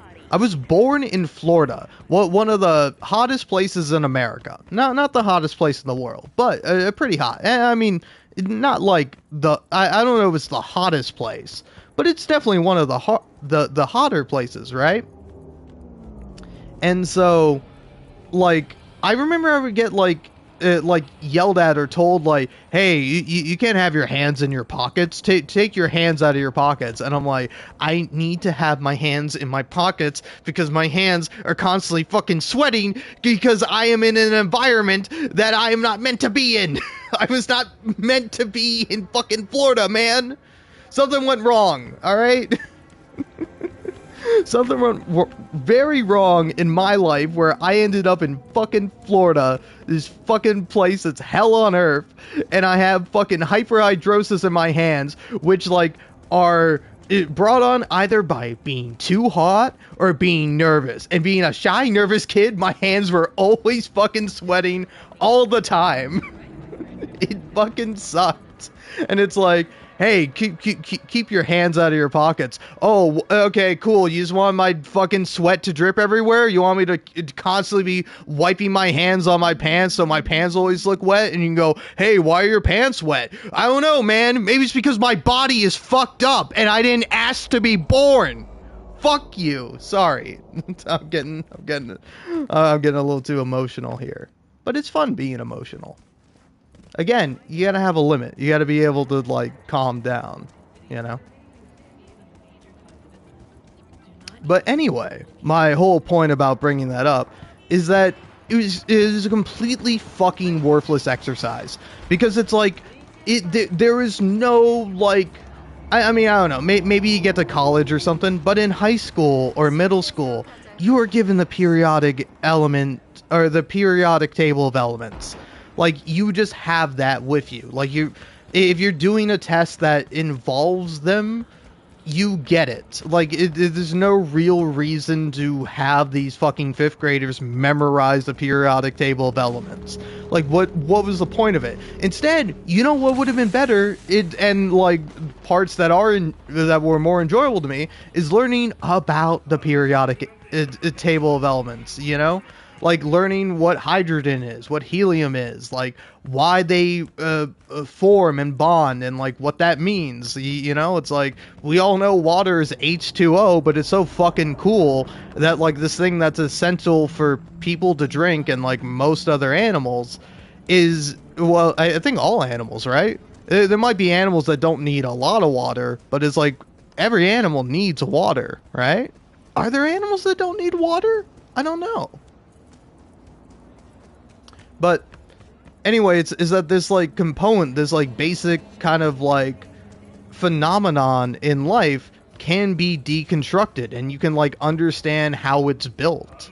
Like it's like kind of the idea of like atoms and elements and stuff like that is fucking wild, right? Like, it's kind of crazy that we're all made up of, like, little tiny particles that are, like, imperceptible to the regular human eye, to the naked human eye. Like, you gotta really get a powerful fucking microscope on that shit. And it's just, like, crazy that's how it is. And the fact that we, like, discovered that and are able to observe it and, like, come up with a whole, like, a table of elements that, like, show the different ones and, like, they have their own properties. They have their own weights. Like, it's so... I don't know, man. This shit is so cool. And it's like, I fucking kind of resent the periodic table of elements because I had a bad experience with it. Whereas, like, I do understand that's on me. But also, it's like... I don't know. I was kind of thinking about this, where it's like... Because of the way I am, it's like, I love learning about things. Like, I could go on and on about the various themes of different games I've played, about like mechanics, about like where stuff is. Like, if you put on Bloodborne, it's like, I'm gonna like know, it's like, oh hey, here's where you go find this outfit, here's where you find this weapon.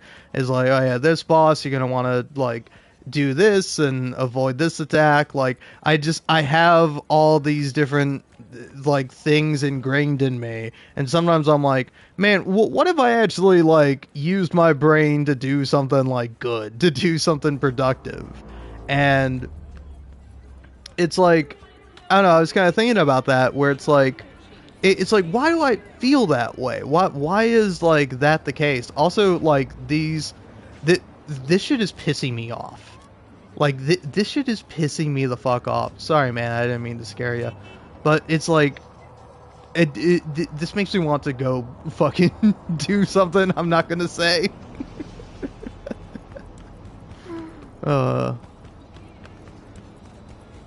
But yeah, it's like, I don't know, oftentimes I kind of think about that, because it's like, I mean, originally I was going to college, studying English, and like, I probably would have gone into teaching, but you know, on one hand I'm like, you know, it's like, oh, it's a shame that I can't do that, because it's like, the reason why I wanted to teach is because I had so many great teachers, mostly English teachers, that were like very kind and very compassionate towards me, and like, you know, kind of instilled in me this love for learning, and like, I want to be able to do that for other people.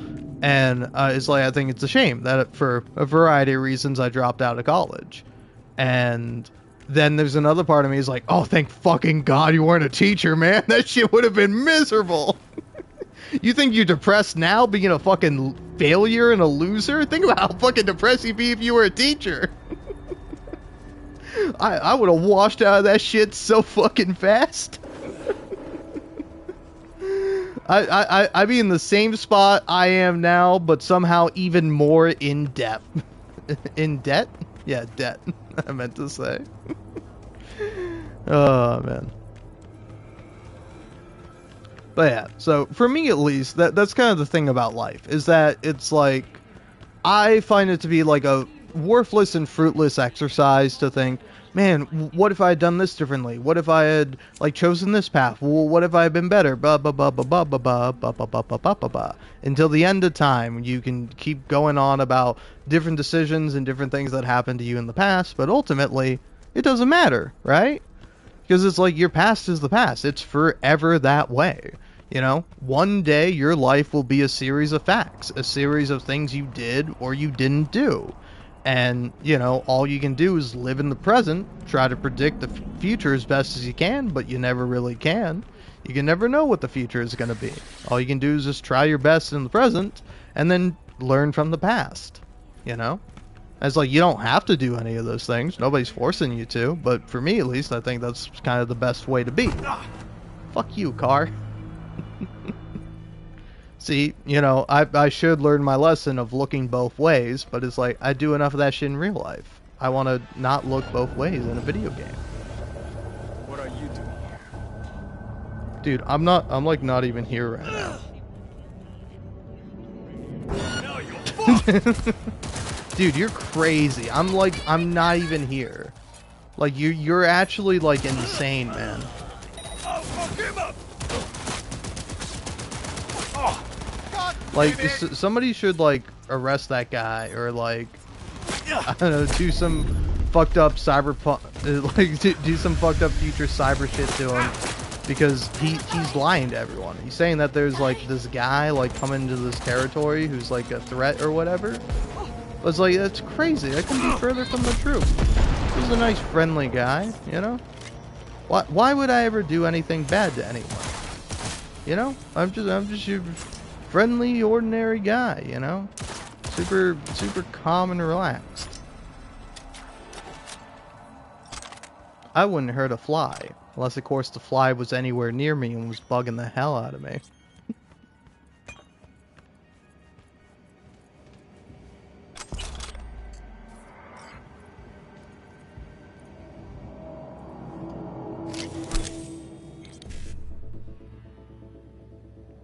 Beep, fun hacker time. So, 55, BD, 1C, 1C.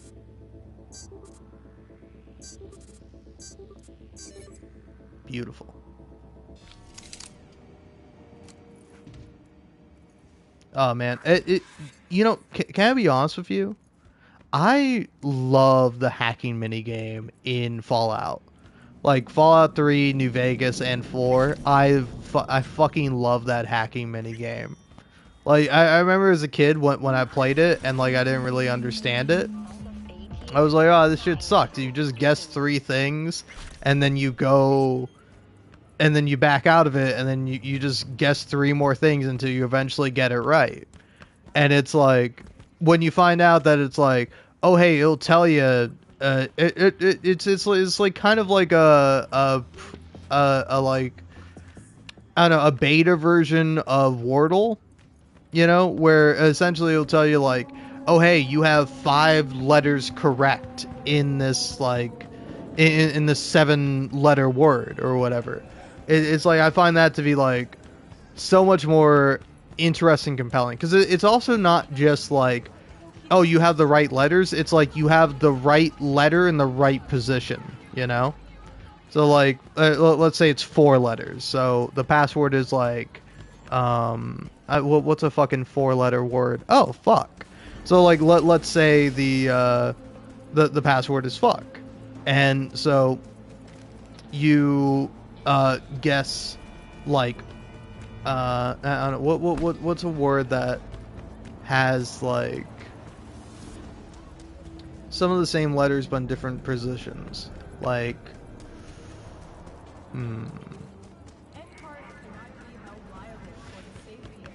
oh, I'm thinking, man. It's a struggle, though. It's hard for me to think. Oh, for example, if you were to guess something like cuck, you would get, like 3 out of 4, you know? And you'd be like, oh, okay, so what letters match up where, you know? And it's like, but say, for example, if you, picked, like, another word, like, say, crap.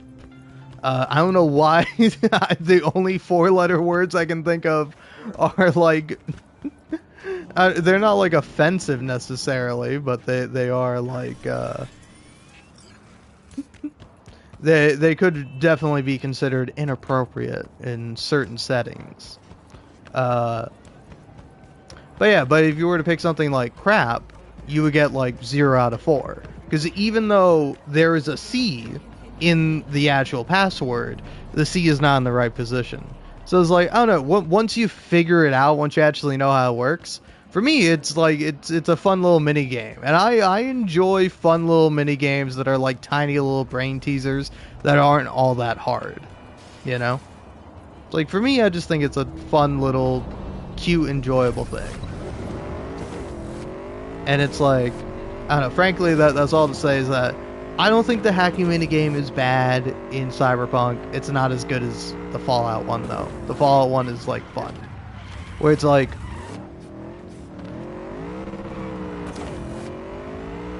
I don't know, again, it's like... I don't know, it's like there's not a real fun challenge to the Cyberpunk one. Like, it's like, I will go out of my way to try to, like, get like all the passwords or get all the things if I can, but it's like for me at least it's like not nearly as satisfying or as fun as like trying to figure out the password and going like, okay, I got 1 letter correct, so let's pick this password that has like the A in the same position, and if I get 1 again, then I'll know that it's probably an A in that position. But it's like, oh no, it actually might be that you got the first letter right, and then for the second one you got the last letter right.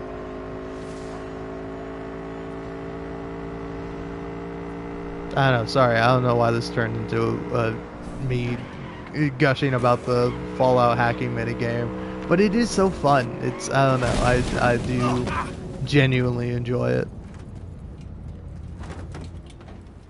And like, I don't know, maybe I'm kind of thinking about it because it is like, for me at least, it's a fun, fleeting thing. That there's like no real purpose. Like, to me at least, it's like, there's no point in like I kind of think you see this a lot online, where it's like people want to brag about like how good they are at a video game. And like, here's the thing, if you want to be like, hey, I'm really good at this video game, and you're having fun while you do it, great, more power to you. But like, I think it's like weird when people have like a superiority complex over it, you know? Where it's like, for me at least, it's like, it's fun being good at a video game, but then also it's like, I don't know, you can find it on my channel. You can find me playing multiplayer games. My main poison of choice was Rogue Company, a game you probably haven't heard of, because it's like a free-to-play game that was not very popular, but like, I loved it. I had such a blast with that game, and part of the reason why I loved it was because I was really good at it. And like, I had a lot of fun playing that game. But like, I remember frequently, sometimes I would get like annoyed with my teammates doing terrible, and I would go into game chat and say something. Now sometimes you would just be hit with like a slur, and I'd be like, okay, I don't know I don't know what the fuck I expected. But then, well now, that, I'm leaving. I'm going. Jesus Christ! God forbid a guy drive around a fucking city.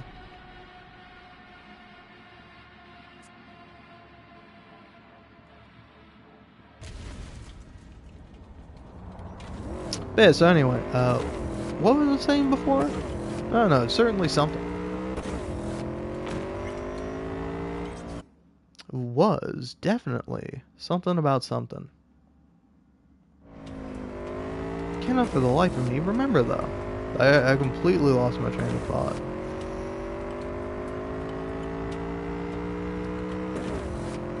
Oh yeah, it's that like sometimes I would go into game chat and like usually I would try to be at least a little funny about it, where it well, like sometimes it'd be try to be funny about it, but sometimes I would just be like a dickhead about it. I'd be like, hey, what the fuck are we doing? Are we trying out here? And I remember there was this one guy. I think his username was like the one true cock, but like cock spelled Koch. But like I'm pretty sure it's meant to be cock. I don't think it was coke. Lady, you ran into me. That's insurance fraud. You're going to hell. Roger. Probably some cyber psycho again, but I'll handle it. Say, any update on my overtime bonus? Dispatch? Why are you asking dispatch about that, right? Am I wrong? But shouldn't you be like talking to your manager or someone else? Okay, I think that's stuck there forever. Well, that's how it goes. But yeah, anyway, so I remember I was like, I was just kind of poking fun at him, and I was like, oh yeah, the one true cock, you don't seem to be very effective. You seem to be somewhat impotent, you know. And then like the guy turns on his mic and he's like, "Oh, I'm so sorry. Just like my kid is like being a nuisance right now, and it's just, oh man, it's just a lot. I'm dealing with a lot right now." And I just immediately was like, "Oh, hey man, it's okay. I'm being an asshole. You don't have to apologize to me if you're like dealing with your kid."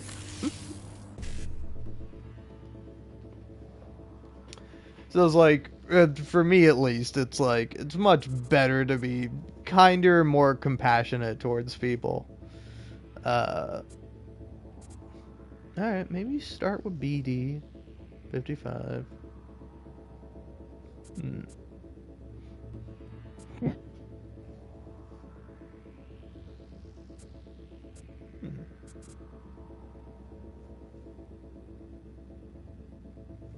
Wow, okay, that's interesting.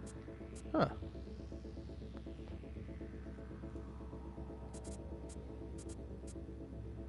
Hmm.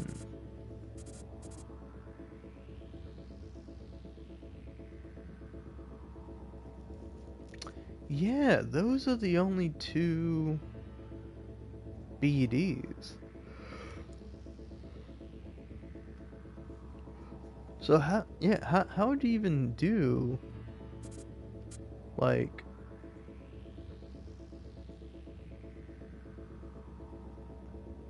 Yeah, I'm trying to think about it. Unless you could like somehow wrap around to like this one where you do 55 BD BD. There's like there's no way to get 55 BD BD. Huh.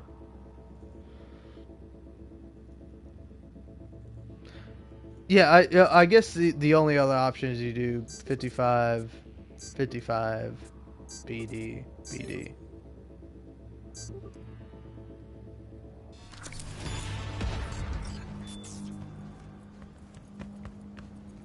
Alright, anywhoosies. But yeah, so it's just like, for me at least, it's like, I don't know, I much prefer feeling good about my fellow person, my fellow man, and not being like, oh man, fuck this guy, he's not doing well in a video game. It's like that guy's probably got his own stuff going on, or that gal or that person, you know, they're busy with something, or they're struggling, or they're just trying to have like a good time after getting off of work, and they're not having a good time because they're doing terrible, and like here's this like shitty asshole in game chat going, hey, what are you doing? So quit jerking off and play the fucking game. Where I'm like, I don't need to be doing all that. I just be playing a single player game that has like much more artistic value and merit than a multiplayer game. Which, like, multiplayer games are fun. I wouldn't consider them to be like high art or even like close to art, right? Which, like, they certainly do have art to them, you know? Like their character portraits. I'm sure there are plenty of artists who worked on it, and I hope they, you know, got compensated fairly. A lot of, you know, coders and programmers too, who, you know, again, I hope got compensated fairly, but also no, probably got overworked, had to deal with crunch time. You know, it's like it's like what a fucked up existence we have. Like you have to like stay late at work and you can't see your family, so that way eventually some fucking dickbag can play your game and ignore his family. Like I don't know, like what a tragic sort of thing. Oh, sorry, honey, I can't come home and celebrate your birthday. I need to fucking make sure that the gun physics in this video game are right.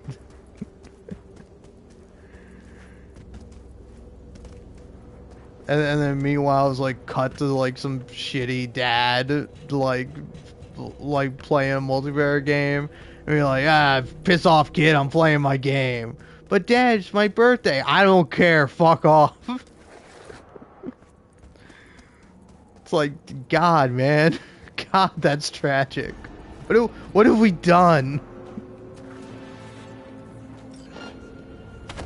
I was a pig and my first thought was, thank God I don't have to go to work tomorrow. What have we done to ourselves?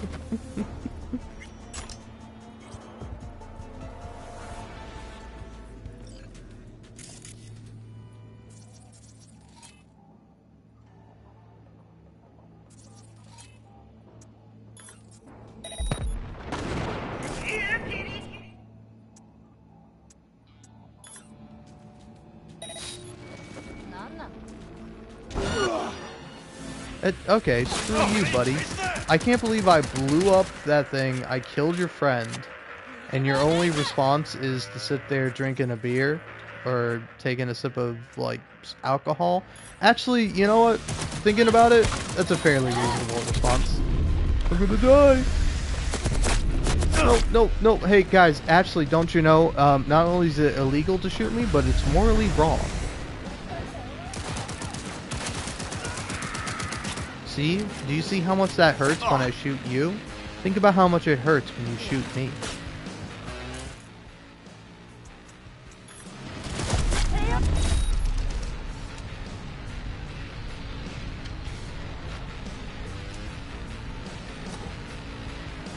Can I heal?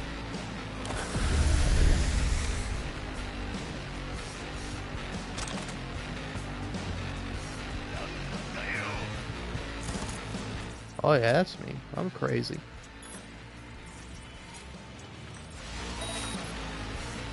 Damn.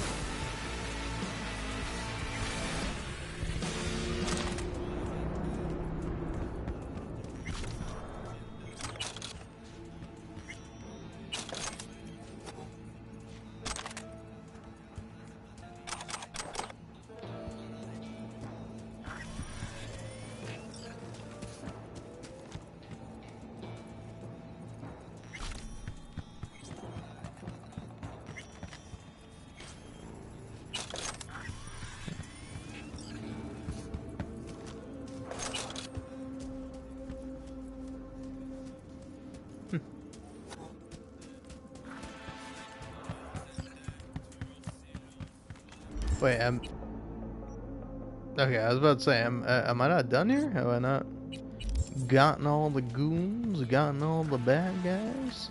I have. Although, really, I should be getting the ultimate bad guy.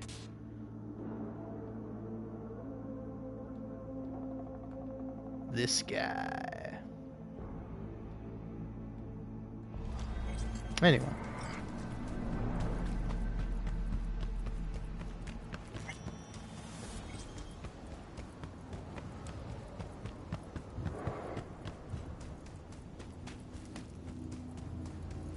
Oh yeah, here. Do you want to hear my interesting little take on like the cops in Cyberpunk 2077? Like it like especially before the update came out, where they like added like a more quote unquote robust cop system or whatever.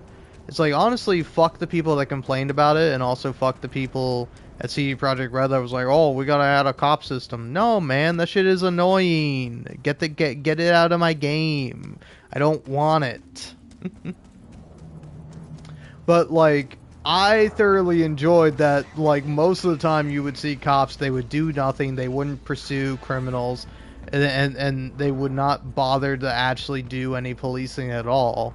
And then with like the NCPD little side quests or whatever, it's like they literally hire mercenaries who are psychopaths who will just go into a place, kill everyone, and then get whatever the fuck the cops need, and then leave. And like somehow this is like an effective system. Which like I think it's actually like a really interesting commentary on the police. Where it's like, hey, listen, you know, cops are cool and all, but don't you know we can just hire a psychopathic mercenary? I'm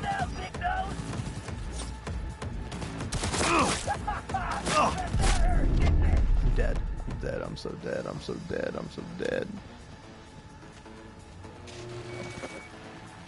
Who's doing that?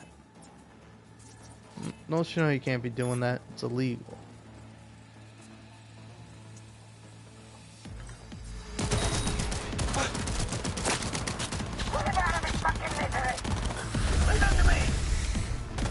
Don't put me out of my misery. I like my misery. Reloading! What's out? I'm going in! No, don't go out. Go out.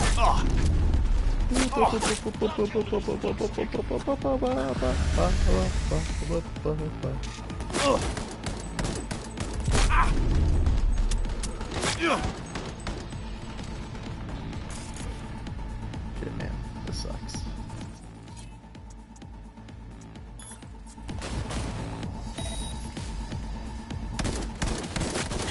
How we do it? No. Damn. Well, that's what I get. That's what I get for trying to be a hero and murdering all these gangsters. Because that's the only reason why people join a gang, right? It's because they're bad people. I know this because I'm a cop.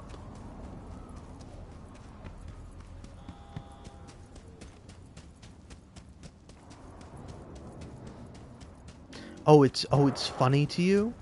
Oh, it's funny to you? Let the police chop off my balls because they're the cops and they're always right, right? I swear, we won't even torture you. Yeah. But I want to be tortured. I pay people good money for that kind of service.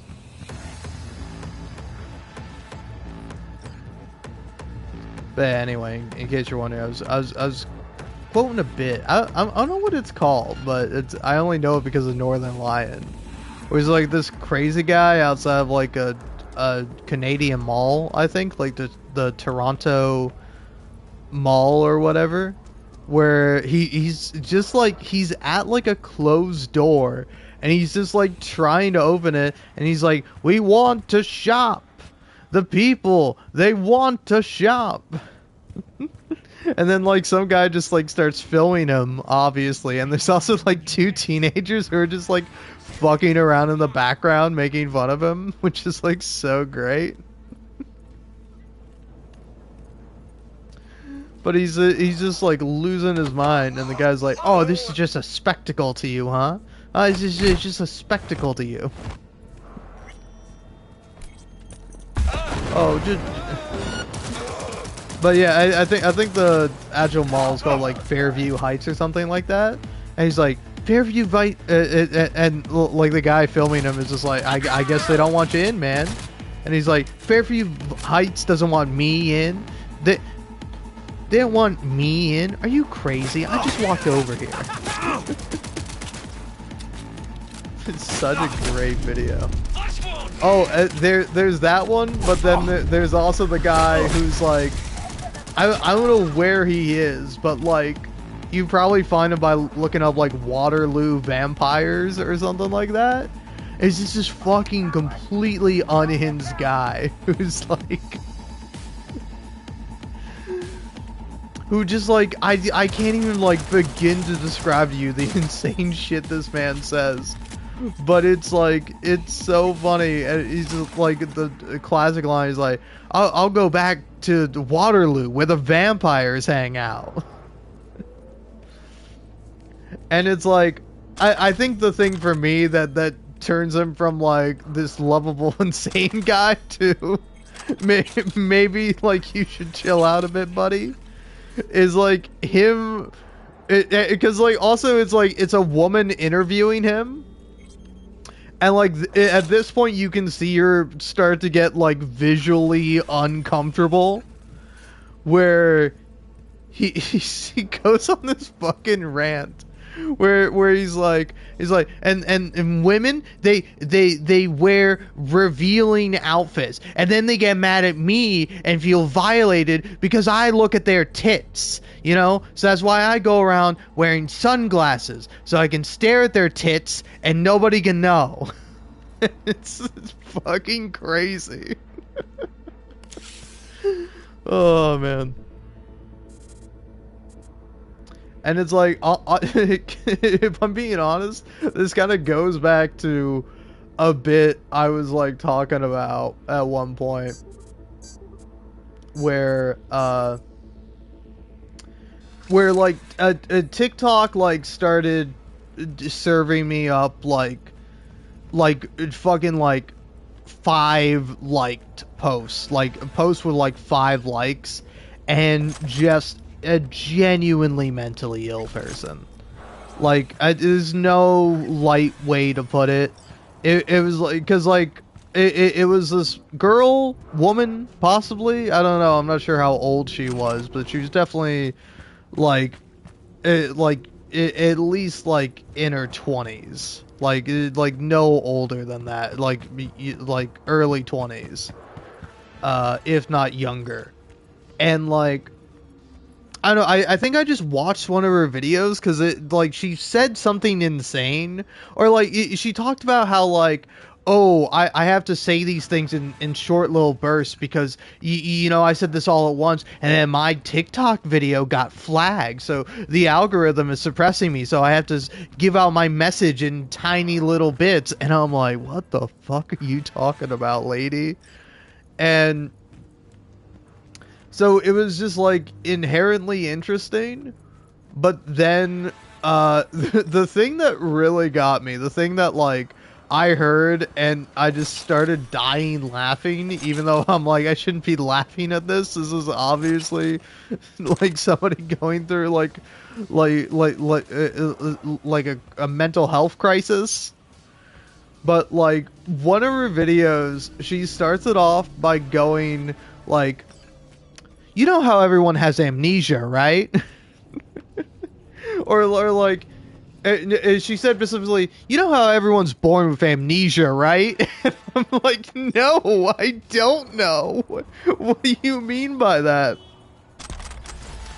And like, she goes on to explain that like, you know, we're all born with amnesia because we're meant to forget our past lives that tell us what we're supposed to be doing with our current life. And it's like, okay, you've already lost me. But she then goes on to say that is like, but that's why some foods are popular, you know? Think about ice cream. Ice cream, it was never around, but until it like had a big boom in the 60s or whatever. Like, I don't know when ice cream started getting popular. I think it was probably before the 60s. But she was like, that's why ice cream gets pushed and it's so popular. It's because it has amnesia within it, or it has these like amnesia activators or whatever. And it's like, I wish you the best. Ethically, I can't watch this TikTok. Like, you need help. Like I don't know. It's just like I don't think she's like a danger to anyone or anything, but it's like you're obviously disconnected from reality, and it's like I wish you the best. I truly do.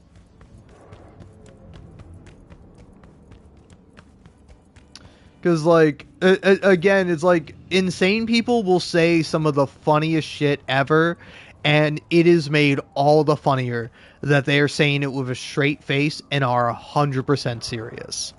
Like it's just crazy opening up a video and it's like, you know how everyone has amnesia when they're born, right? It's like, I don't know. I do not know that. That's not like common knowledge or whatever. And it's like, I don't know, it's like so weird because she's like, again, it's like conspiracy paranoia. Like, I'm no doctor, I'm not gonna like diagnose her with everything. Fucking kick rocks, cop. Roger, dispatch. What else is new? We'll be right there. But yeah, so anyway, it's like,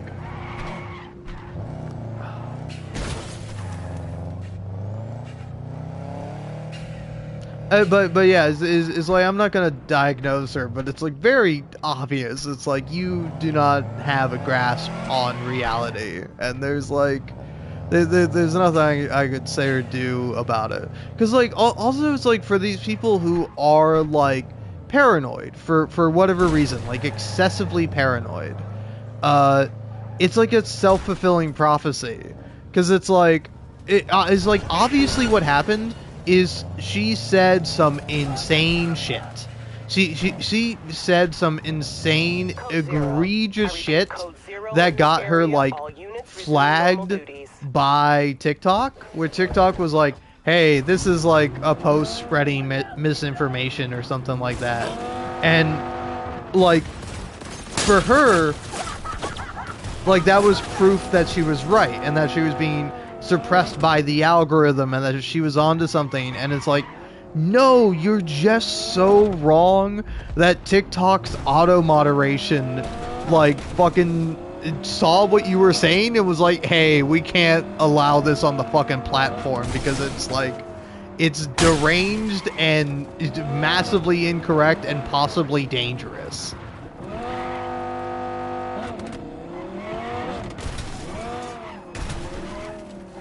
Why not? Let me go to the Pretty Hills game. Let me see the heights.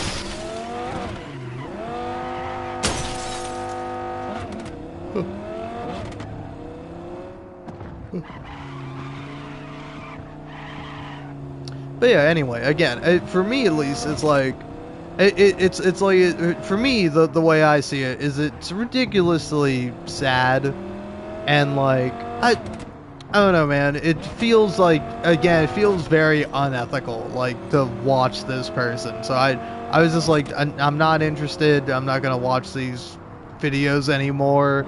As much as I might get some sort of entertainment out of it, it's like, ethically, I feel weird about watching it. And like, I don't know, it's kind of funny. There is like some content out there that it's like, I don't think it's like immoral necessarily. Like, I don't think it should like not exist, but like I personally object to it because like I feel like it's just not good for me for like a variety of reasons. Whereas like for example, it's like a weird like fascination I have is like with car crash videos. Like, there's something like, I don't know how to describe it. It's like cathartic. There's something very cathartic about watching car crash videos. But like, I watch them and I go, this isn't healthy. Like, it's not healthy to watch this. Because also it's like, I have been in car accidents, you know? One caused by me in the driver's seat, most of them just being a passenger. But like, car crashes are like fucking scary things, and I was very lucky to come out of my car crash with absolutely no injuries, even though frankly I should have. Like, again, this was not a good thought to have, and like, there's more than one reason why I was thinking this thought, but after my car accident happened, my immediate thought was I should have fucking died. I should have fucking died. That should have fucking killed me, and I should be dead now. But here I am, perfectly, like, uninjured and mostly fine. And it was fucking terrible. I would not wish it upon anyone, you know?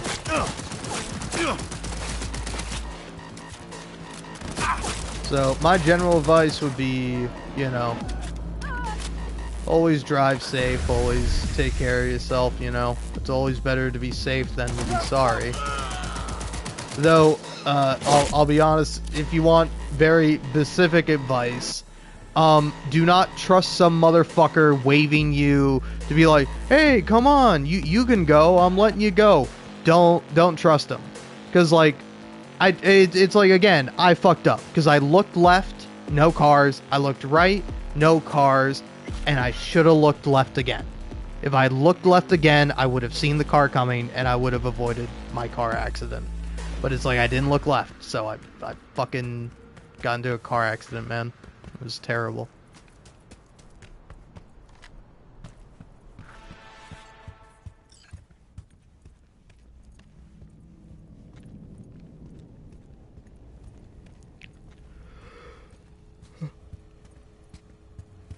We'll find you and we'll chop you into fucking pieces.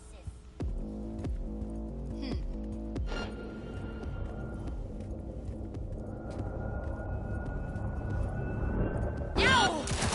Got them!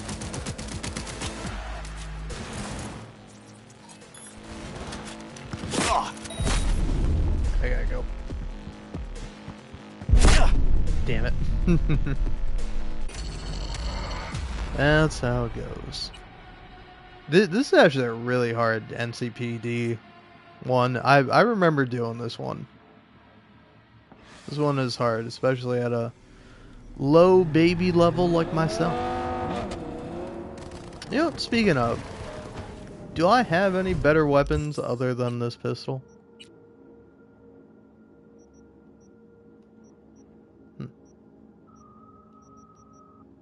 Apparently this pistol's a bit better.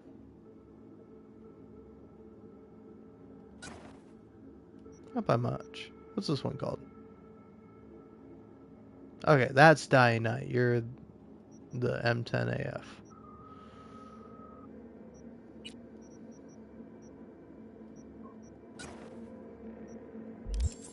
Let's try out the revolver.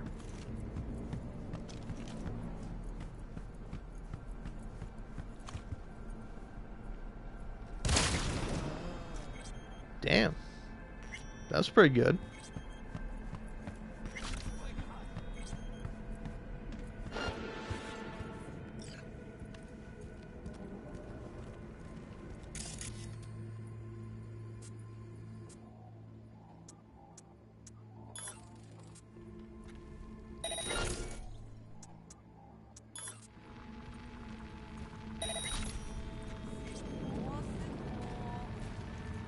Тебя с носа потекло.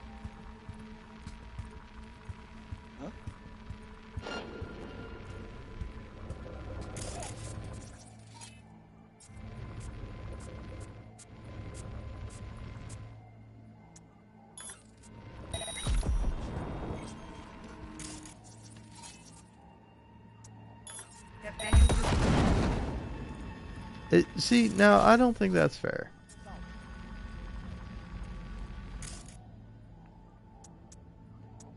I'll destroy you.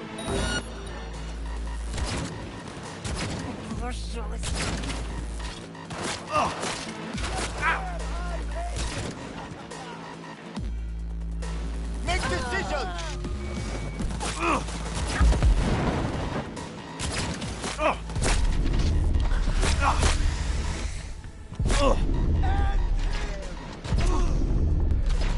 How are you not dead, motherfucker?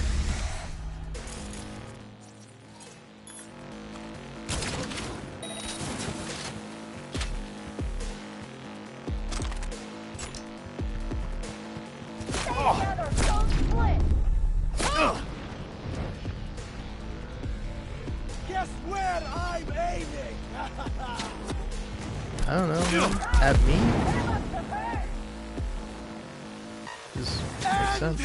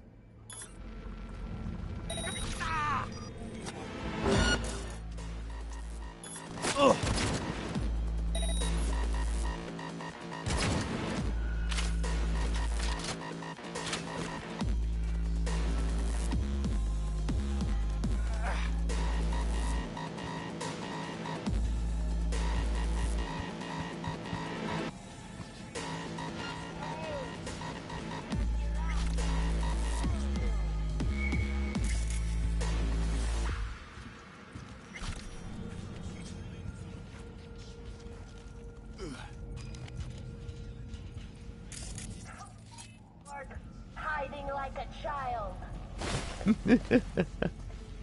I like that. That's real. I'm not hiding like a child. I'm hiding like a full-grown man. If I was a child, I'd be way worse at hiding. And I also wouldn't have a giant fuck-off revolver.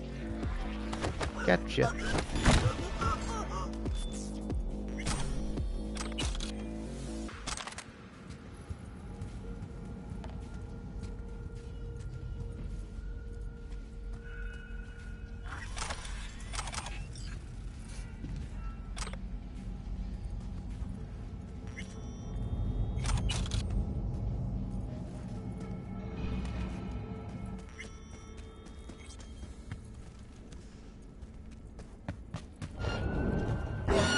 now.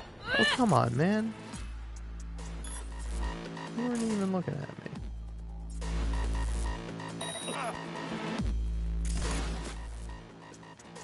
Oh.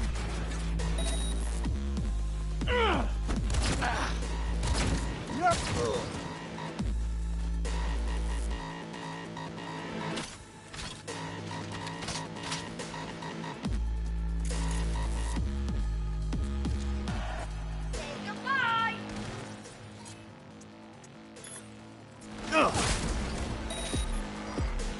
Nice.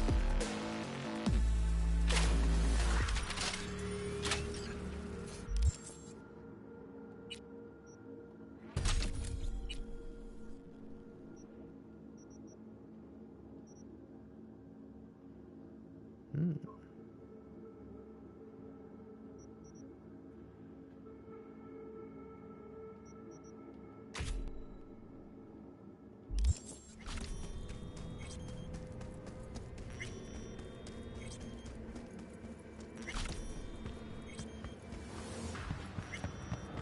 Alrighty.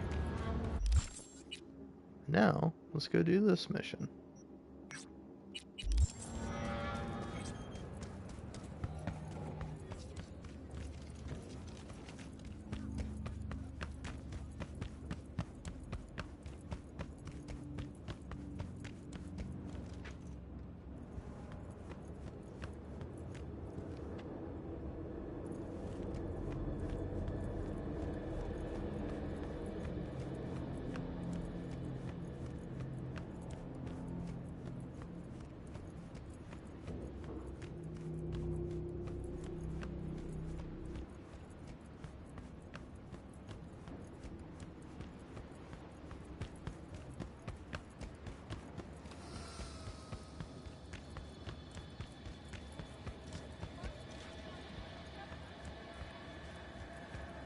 Those eddies were to get us the fuck out of here.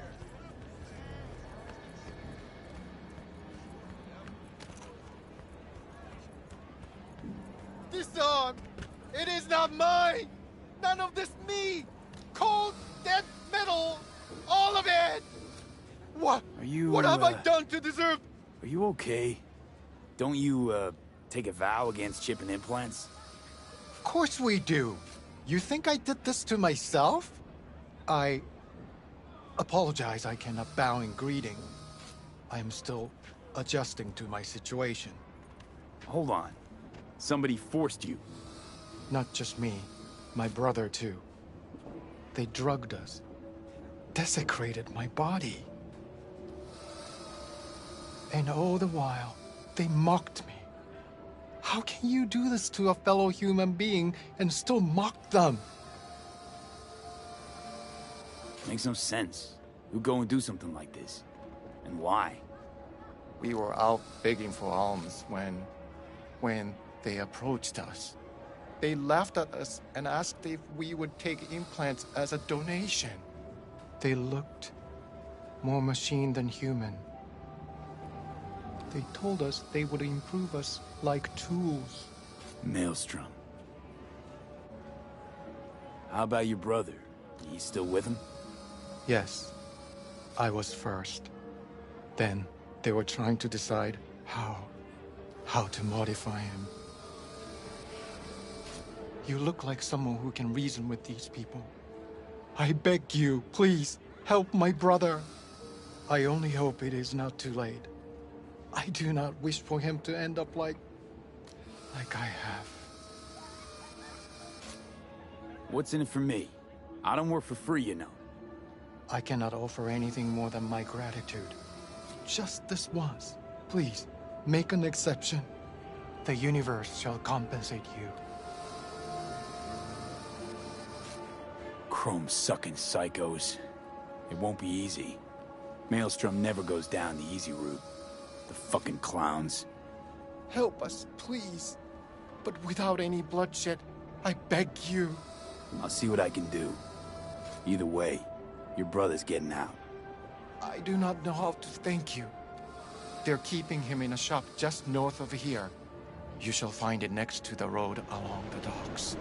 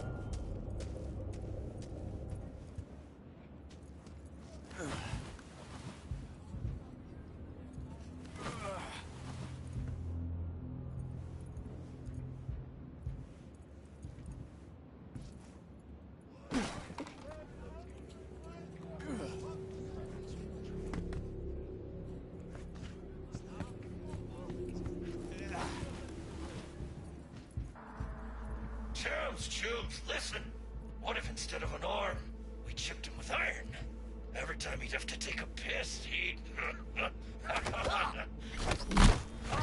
And then he'll start a next-gen Buddhist fellowship of... Get this! Full metal monks!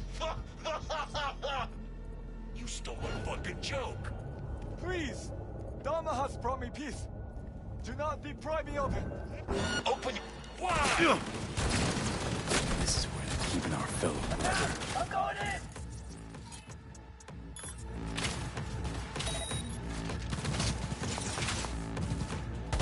What's up, big nose?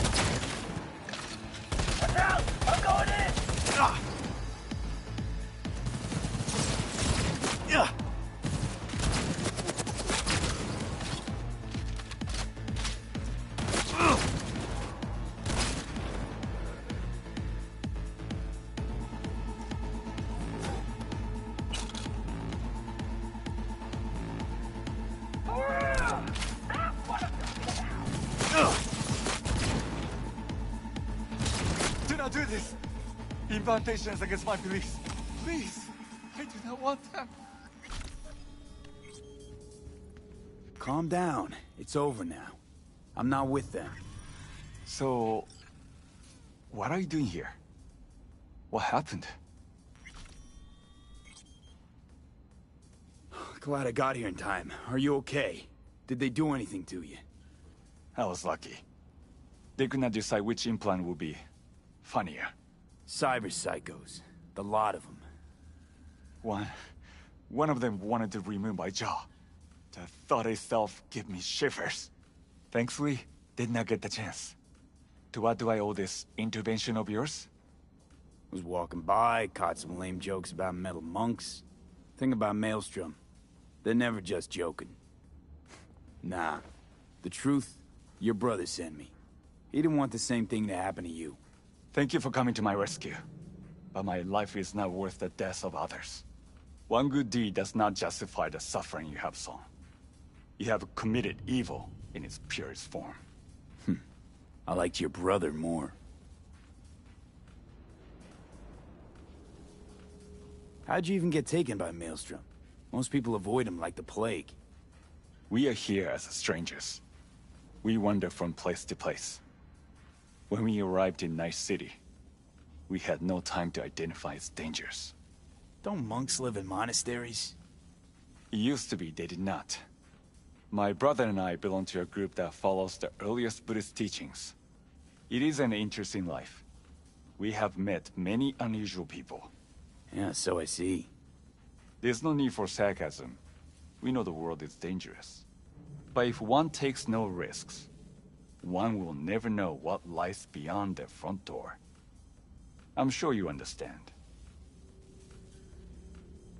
What was I supposed to do? Read him a sermon? Maelstrom shoots first, then asks questions.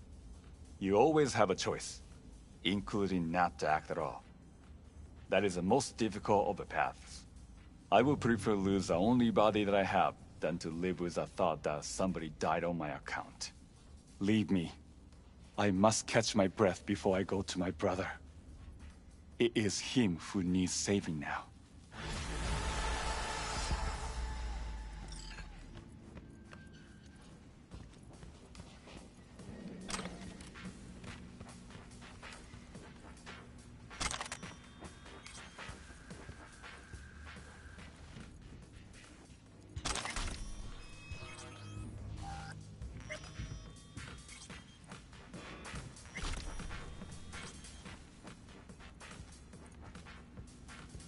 Well, it was bound to happen at some point.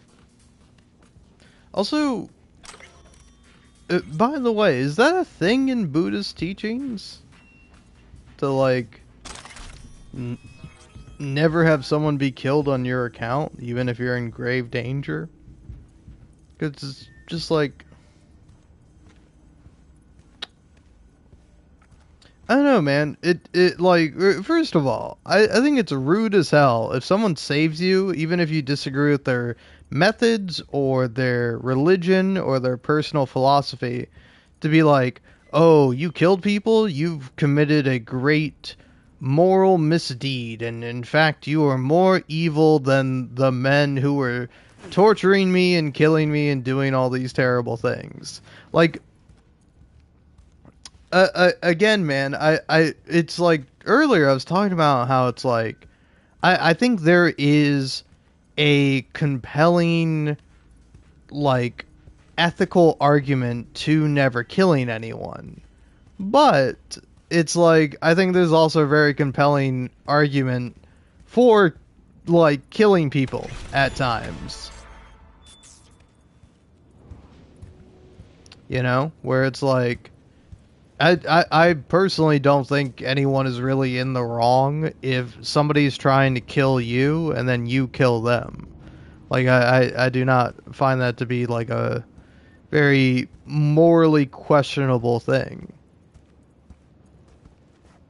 But it's just like, I don't know, it's very, to me it's a very interesting idea, because it's like, you know,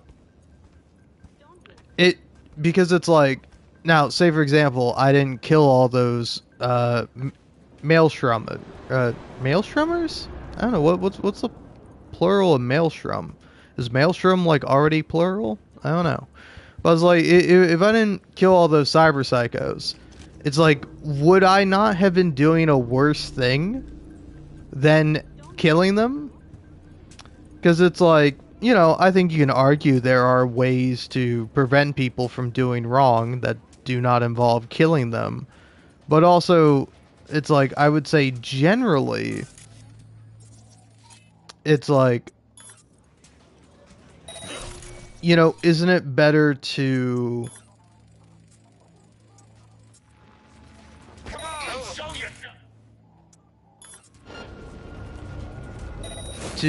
kill someone if they're going to do something morally wrong? As like, say for example, I don't think V has too much of an interest in, like, rehabilitation.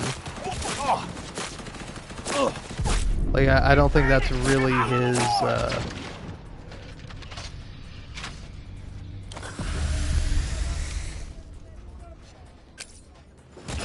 that's not, like, his business or anything in particular like that.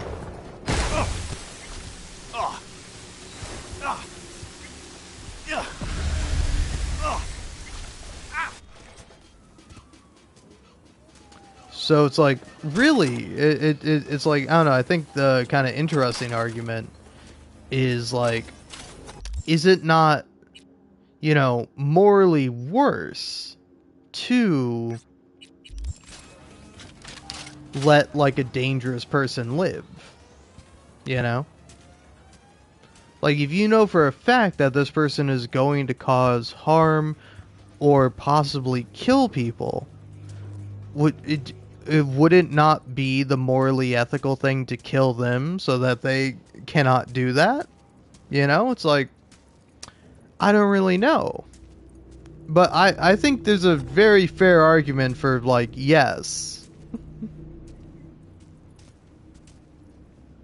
Like, I don't know if I would go so far as to say it's immoral not to kill them. Because, like, it personally is like, I don't think anyone should be forced to do something that they do not wish to do. So it's like, say for example, it's like, I think the monks can request that, hey, can you save my brother? And I'd ask that you please try not to kill anyone. And then V is like, well, you know, I can try, but really I make no promises, and if things go sideways, I'm going to defend my life by any means possible.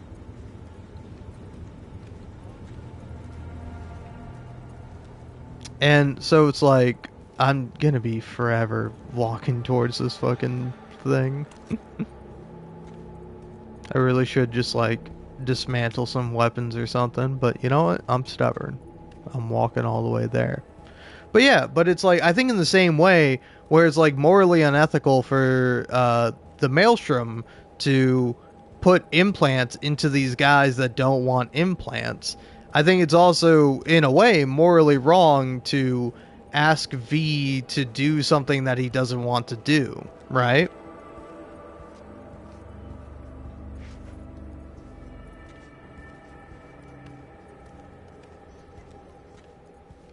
Like, say for example, the guy wants to feel guilt of people dying on his account. I think that's his business. But to turn around and be like, hey, you're actually evil because you killed people and defended yourself and also saved my life. It's like, I'm sorry, but I'm going to have to disagree with you there. I'm going to have to strongly disagree with you.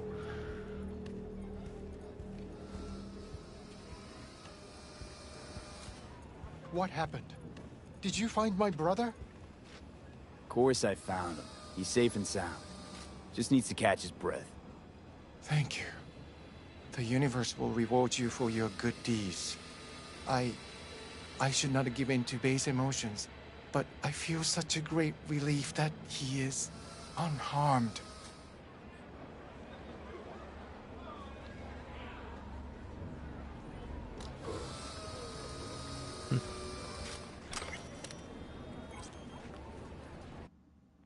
Buddhism and cyberware, a perspective. For most of us, the precepts, is that like a shortened way of saying like preconception? For most of us, the precepts of Buddhism seems baffling, to say the least. How would you explain to the average night citizen why Bhikkhu, such as yourself, are against implanting cybernetic technology into their bodies? It's not that we're against them per se. Every person has the right to make choices with their body, so long as those choices don't harm another. Though Bhikkhu do abide by stricter rules, such as abstaining from cyberware in order to achieve enlightenment. You see, now, also, I think that's kind of an interesting thing, because I would agree with that philosophy for the most part, but it's like, how do you define harm, you know? Like, if you're a teenager and it's going to stress your parents out to get a tattoo or a piercing, are you not causing harm to your parents? It's like, part of me would argue it's like you're causing possible emotional harm, which is not the same as physical harm. But then it's like, then you kind of have to like examine the blanket statement of like, well, you can do whatever you want with your body as long as it doesn't harm another. And it's like, it's like, again, you can believe that if you truly want to, but then it's like, how do you define harm? At what point do you draw the line? You know?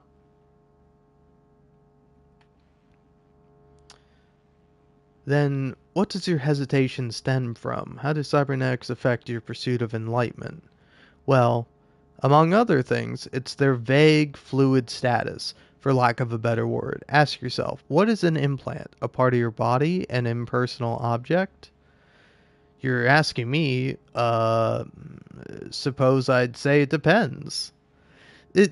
See, now, I fucking don't like this at all. Because it's like, you want to have a philosophical argument. Let's have a fucking philosophical argument. Interviewer, what do you think about implants? Do you see them as an extension of your own body, or do you see them as something outside of yourself? You know, it's like, if I replace my eyes with cybernetic eyes, it's like those cybernetic eyes are now my eyes. There's ostensibly no real difference between like biological eyes versus like technological eyes or cybernetic eyes, where it's like, if I use them to do the same thing and there's not much of a big difference between the two, then who's to say that like one set of eyes is better than the other? If anything, wouldn't the cybernetic eyes be better than normal eyes for a variety of reasons. But yeah, it's just kind of crazy to be like that this dude is baffled by like fucking two questions. Or just like really it's like one question, like what is an implant? Is it a part of your body and a personal object? And this guy's like, I suppose I'd say it depends. What do you mean it depends, man? Depends on what? Answer the fucking question, prick. Anyway, precisely. I have no idea how to pronounce that, and I feel bad just guessing. Bhikkhu? Limit their possessions to a robe, umbrella, and a bowl for alms. Everything else is a distraction that hinders his or her release from the world's suffering. Let's say, for example, that a synthetic hand is just that, a hand, a part of your body. But if it has a watch installed in it, a blade? Oh, but if it has a watch installed in it, a blade? Right, I think I understand. Where the line's drawn isn't completely clear.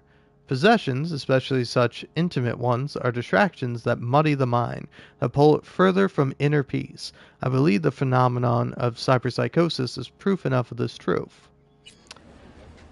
Okay, I think that's interesting. I think it is kind of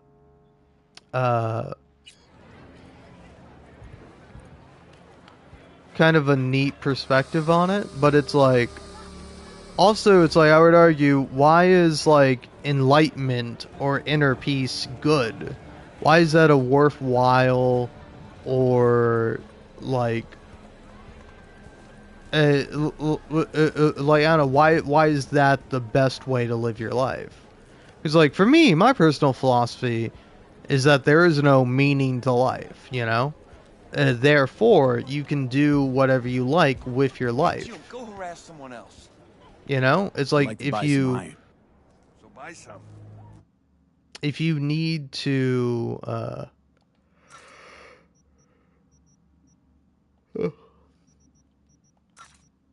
or if you would like to spend your life pursuing, you know,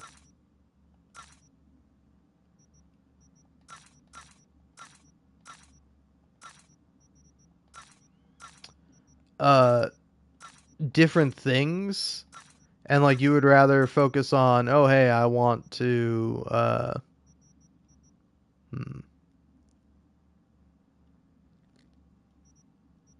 I know part of me thinks like buy the submachine gun.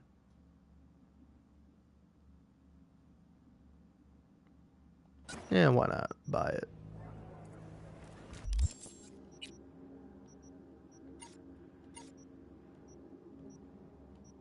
But yeah, anyway, it's like I think if like, you know, if finding inner peace and inner enlightenment is what you want to do with your life, hey, go off. But it's like it also, just because you want to do something with your life and you choose to do it, it doesn't make it inherently good or bad, right? Like, you can say that, you know, my ultimate goal for life is to have as much sex as humanly possible. It's like, why is that any less of a better, or any less of a happier existence than, you know, abstaining from it for the rest of your life, or for your entire life? It's like, I don't think it's, I don't think you're able to really say for sure one is better than the other. And again, that's why I feel doubtful of people who seem so sure about like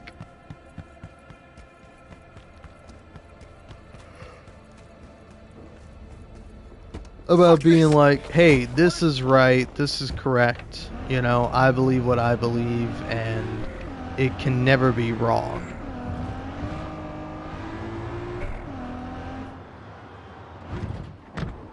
It's like, I personally think that's a bit of a crazy take, you know?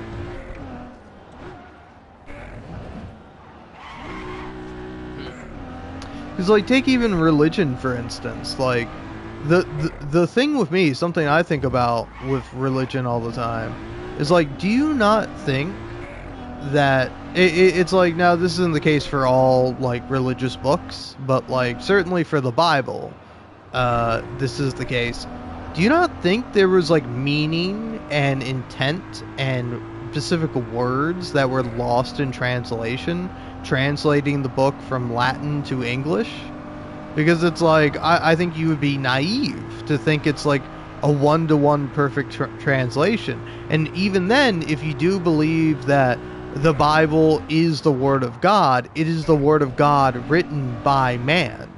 Like, do you truly believe man to be perfect? I thought God was perfect. And, you know, man was but, you know, the fallen entity that is stumbling and having help and guidance from the perfect being that is God.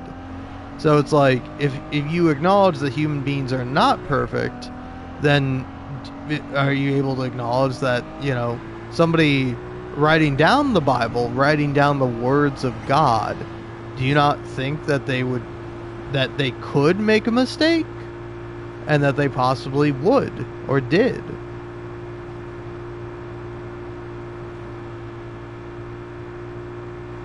Because, like, for me at least, it's like, I don't think you could ever know for sure, right? You could tell yourself you know for sure.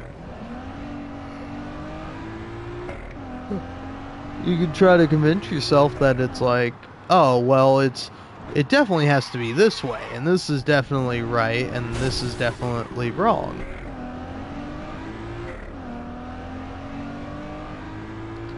When it's like, again, I just do not think that at all, not even in the slightest.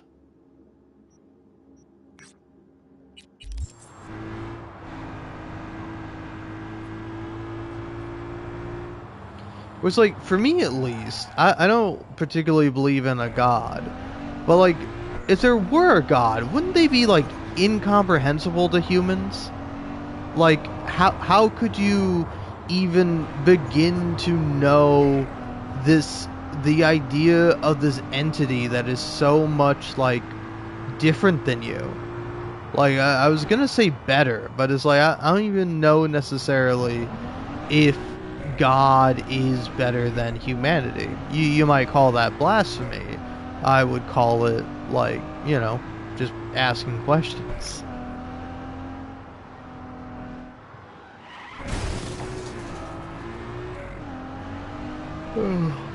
Holy hell, man, I am really tired though.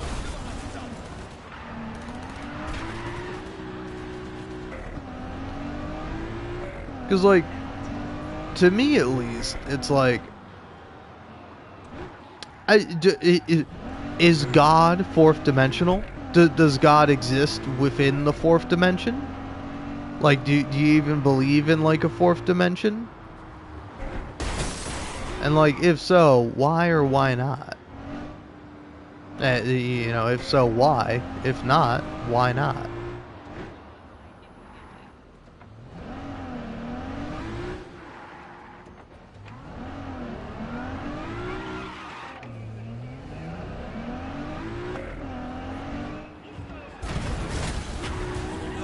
Because, like, I don't know, I was watching a video by Izzy, and if you don't know her, she makes a lot of great videos, and I actually like them a lot, because when I first discovered her channel, like, I got hit with a wave of nostalgia, because, like, her YouTube name is IZZZYZZZ.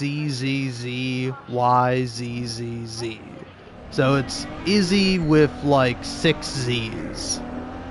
3 Z's in between the Y. So I, 3 Z's, Y, 3 Z's.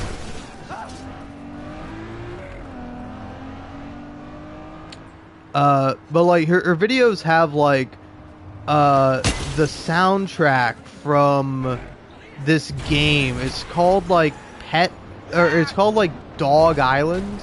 It's like Dog Island and Cat Island. There were, like, 2 versions of it, and it was basically the same game.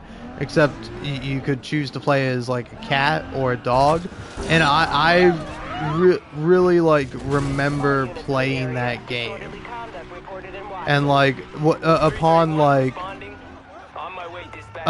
watching her videos and like hearing the music from that game, I'm like, oh fuck, I remember that game, and the music, oh, it's so good. Like the music is like genuinely like very joyful and very happy, and I don't know, I just really like hearing it.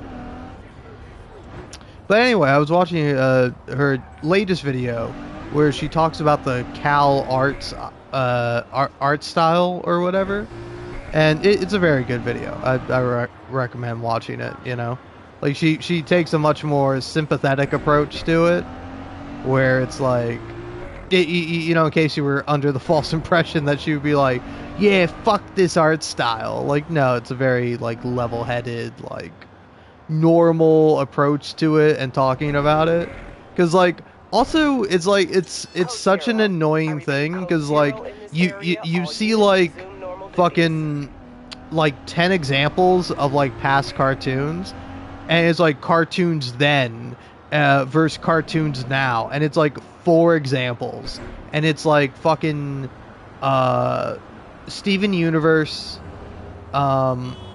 maybe Adventure Time? I don't know. I forget. Hold on here. Let's see what it is. Because I think the other one is like this other show I've not heard of.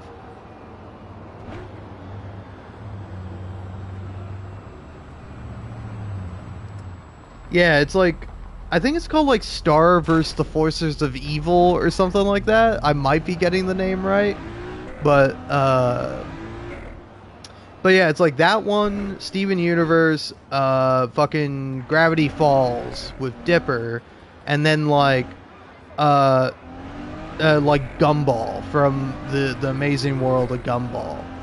And it's like first of all, those are 4 fucking shows, and it's like people are like, oh man, look at all these like old fucking shows from the past, and look at how like differently animated they were. And it's like, buddy, there's like plenty of like really good animation, and there's plenty of animation that you really like, and it's like there's also probably plenty of great animation you just haven't heard of.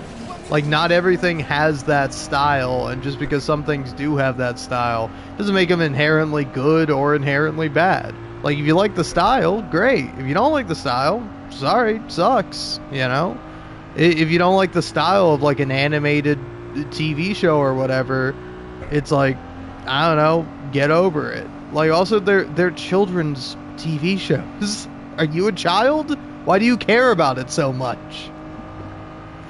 But yeah, it's just like so funny, like showing like just these 4 characters, and like, oh, they have the bean mouth or whatever the fuck that means, and it's like, oh, this is bad, but back in the day, ooh, it's so good. And it shows like 10 different shows, and like doesn't want to acknowledge the fact that you could also pull frames from these shows that are like very well animated and like have like like cool artistic intent and merit. Like again, it's like fucking crazy to me that like that like included in this is the Amazing World of Gumball. Like that show has literally like has different forms of animation. Like there are 3D animated characters.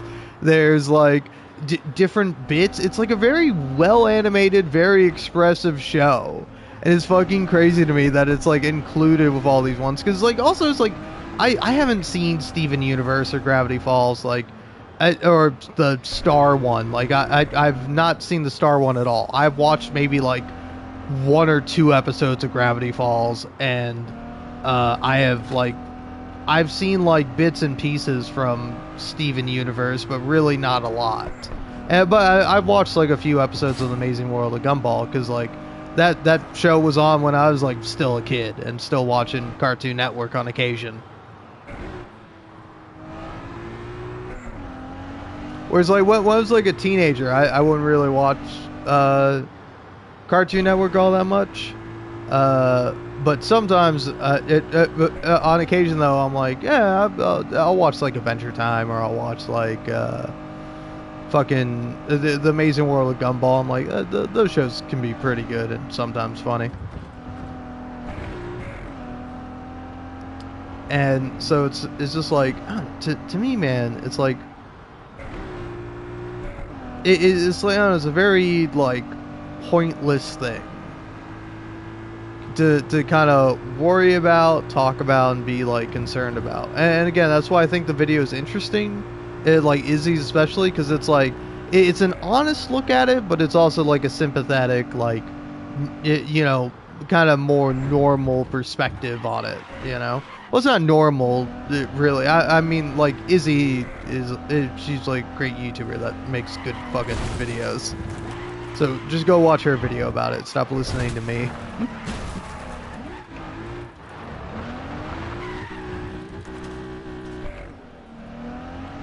But yeah, man, it's like...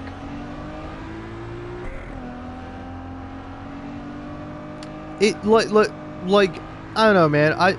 It's like, I don't even have to like something, but like when people are just hating on something for no reason, or like worse, for bad reasons, it's like, I fucking hate it, man. I genuinely detest it. Where it's just like, I find it unbelievable that it's like, you have one life, you have a finite life, and this is how you're choosing to spend it? This is how you're spending your time, man? You know, like, it's okay to critique things. In fact, I think it's great. It's really fun hearing critiques of things. It's like one of my favorite things to watch and listen to, like people critiquing stuff. Like, say for example, like one of my favorite podcasts of all time is this podcast called Knowledge Fight. And in case you couldn't figure it out, Knowledge Fight is a play off of InfoWars. And if you don't know InfoWars, that is Alex Jones is his like radio / like internet show. Like, I don't know, there's also video to it, but it's like started as a radio show, is still like a radio show, and like it's just like terrible. So Knowledge Fight is like two comedians. And the basic premise of it is that Dan knows a whole hell of a lot about Alex Jones, while Jordan knows next to nothing about Alex Jones. So Jordan listens to his show, pulls clips, plays them for Jordan, and then goes through debunking everything he said, or finding like, okay, so the source he found for this is from this website, which is like an aggregate website that is quoting this other website, which is like a shady place that doesn't really put out real journalism, you know?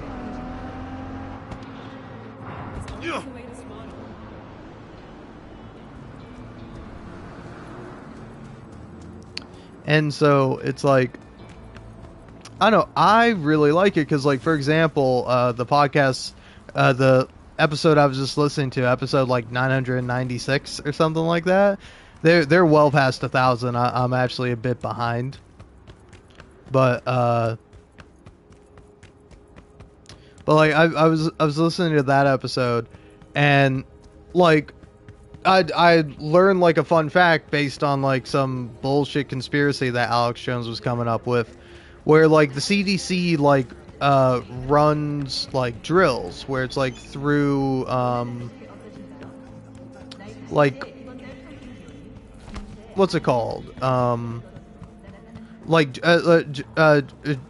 John Hopkins, like John Hopkins Hospital University. Again, I'm a little bit more ignorant, but it's like they'll run like kind of practice scenario, like, oh hey, what would you do if a pandemic it came out, like what would be the best way of like informing people about it, like talking about it, and like and it's like, so if like this happens, if it's like mostly contained to these two countries, like what should our messaging be? Like, should we politely suggest that they, you know,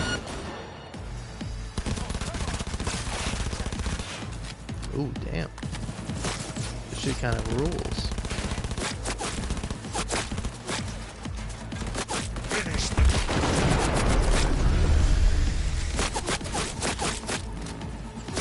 Well, like, so it's like, I don't know, man. It's also so interesting too, because like in the episode they point out that it's like Alex Jones was like misreading his misinformation, where he was saying that like, oh, you see, because they did this drill where they were like preparing to like find like what would be the best strategy of like getting this information out to people, what would be most effective, and like kind of running drills on it, so that way when an emergency does happen they can be better prepared for it. Damn, this guy's a little fucking rocket.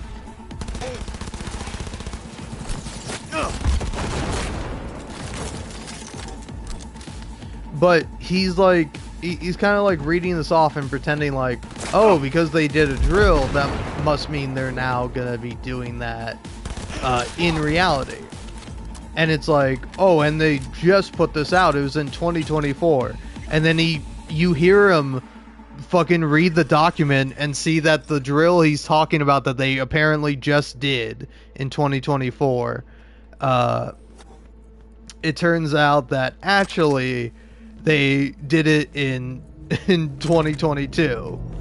So it was actually 2 years ago, and he got the date wrong. And you see him go like, oh, you know, they've been doing this for years, like in 2022 and 2023 and 2024. Like him just like stumbling and struggling to come up with like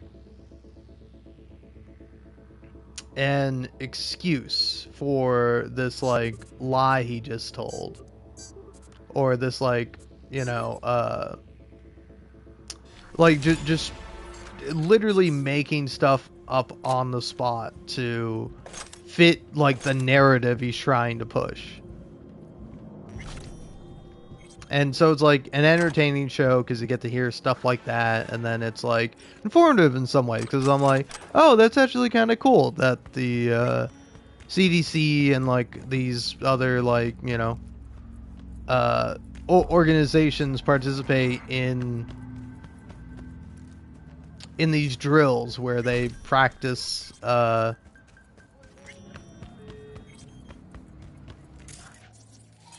They practice what's like the best approach for dealing with a pandemic or another kind of outbreak of a disease.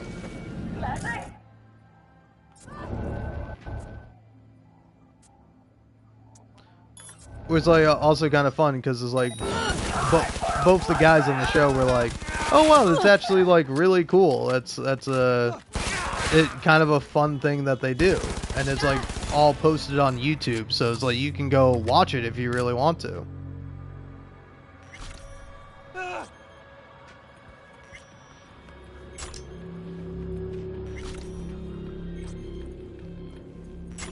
And it's like, you know, I don't know if I never would have known it had I not listened to this episode of the podcast, but it's like, you know, that's how I learned about it, and I'm like, oh, that's cool.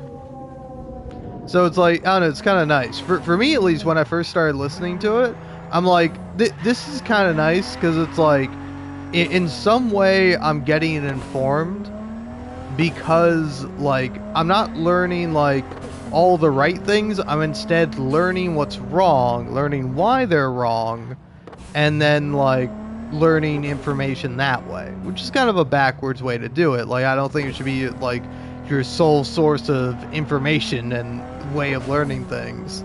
But like, I don't know, at least when I was like caught up with the show and wasn't like a couple episodes behind, it'd be like a decent way to get the news, because like you hear whatever Alex Jones's dumb spin on the news or the big topic of the day is, and it's like you hear, you know, hey, here's why it's wrong, here's like the phony documents or the phony article that he's quoting, and it's actually the article doesn't even agree with what he's saying, he's taking it out of context. Like, I don't know, it's a very interesting show and I really enjoy it.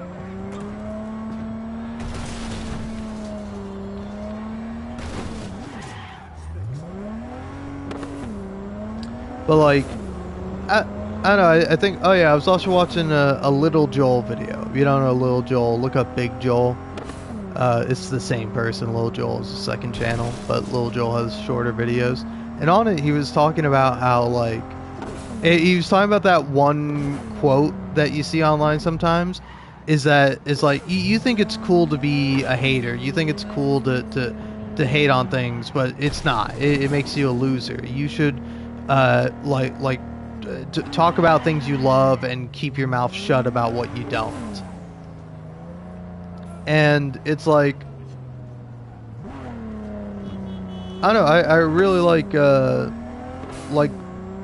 Little Joel's video on the subject, because it's like he kind of starts off the video by going, you know, it's a very compelling argument where it's like reports of additional suspicious activity.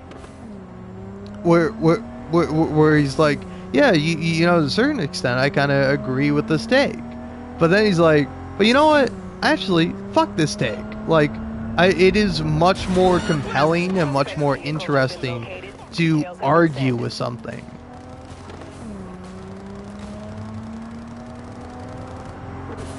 And like, I don't know, I do think that like, you don't always have to like be arguing with something in order for it to be interesting, but I do think that it's like one way is not inherently better than another way, right? Whereas like if you do want to like talk passionately about something you love, I think that is pretty good. Disappeared. All units on site, continue searching the area. But also it's like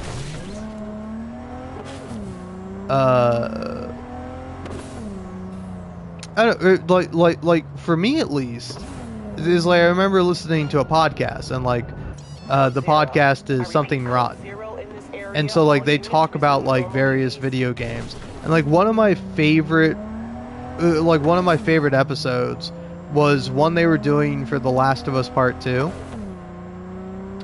where they were like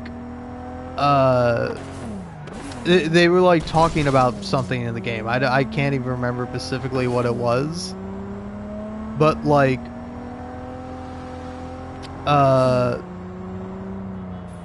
what one of the hosts said something about the game, and then the guest that they had on disagreed with him, and like it was actually like so much more interesting when they disagreed, because like sometimes the show is just like, hey, here's what I thought about a thing. Oh, I thought that too.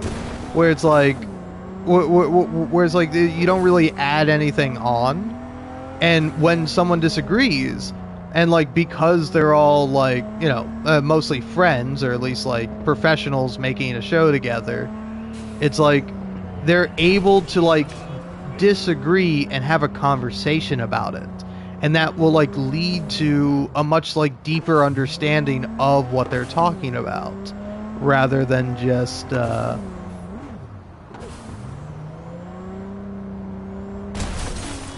rather than just like agreeing or like disagreeing, but then never like saying anything. Where it's like I think it's always much more. It leads to a much like deeper understanding when you do have an argument, when you do kind of have people arguing for like two opposite things, you know? Anyway, my ass is quite tired. My voice is cracking. My throat is very dry. I'm gonna go drink some water, and then I'm probably gonna hit the hay. But hey, thanks for watching or listening or doing whatever. Sorry this was like a weird or bad live stream. Most of my live streams are. But yeah, anyway, have yourself a wonderful night and a beautiful day. I am going to bed.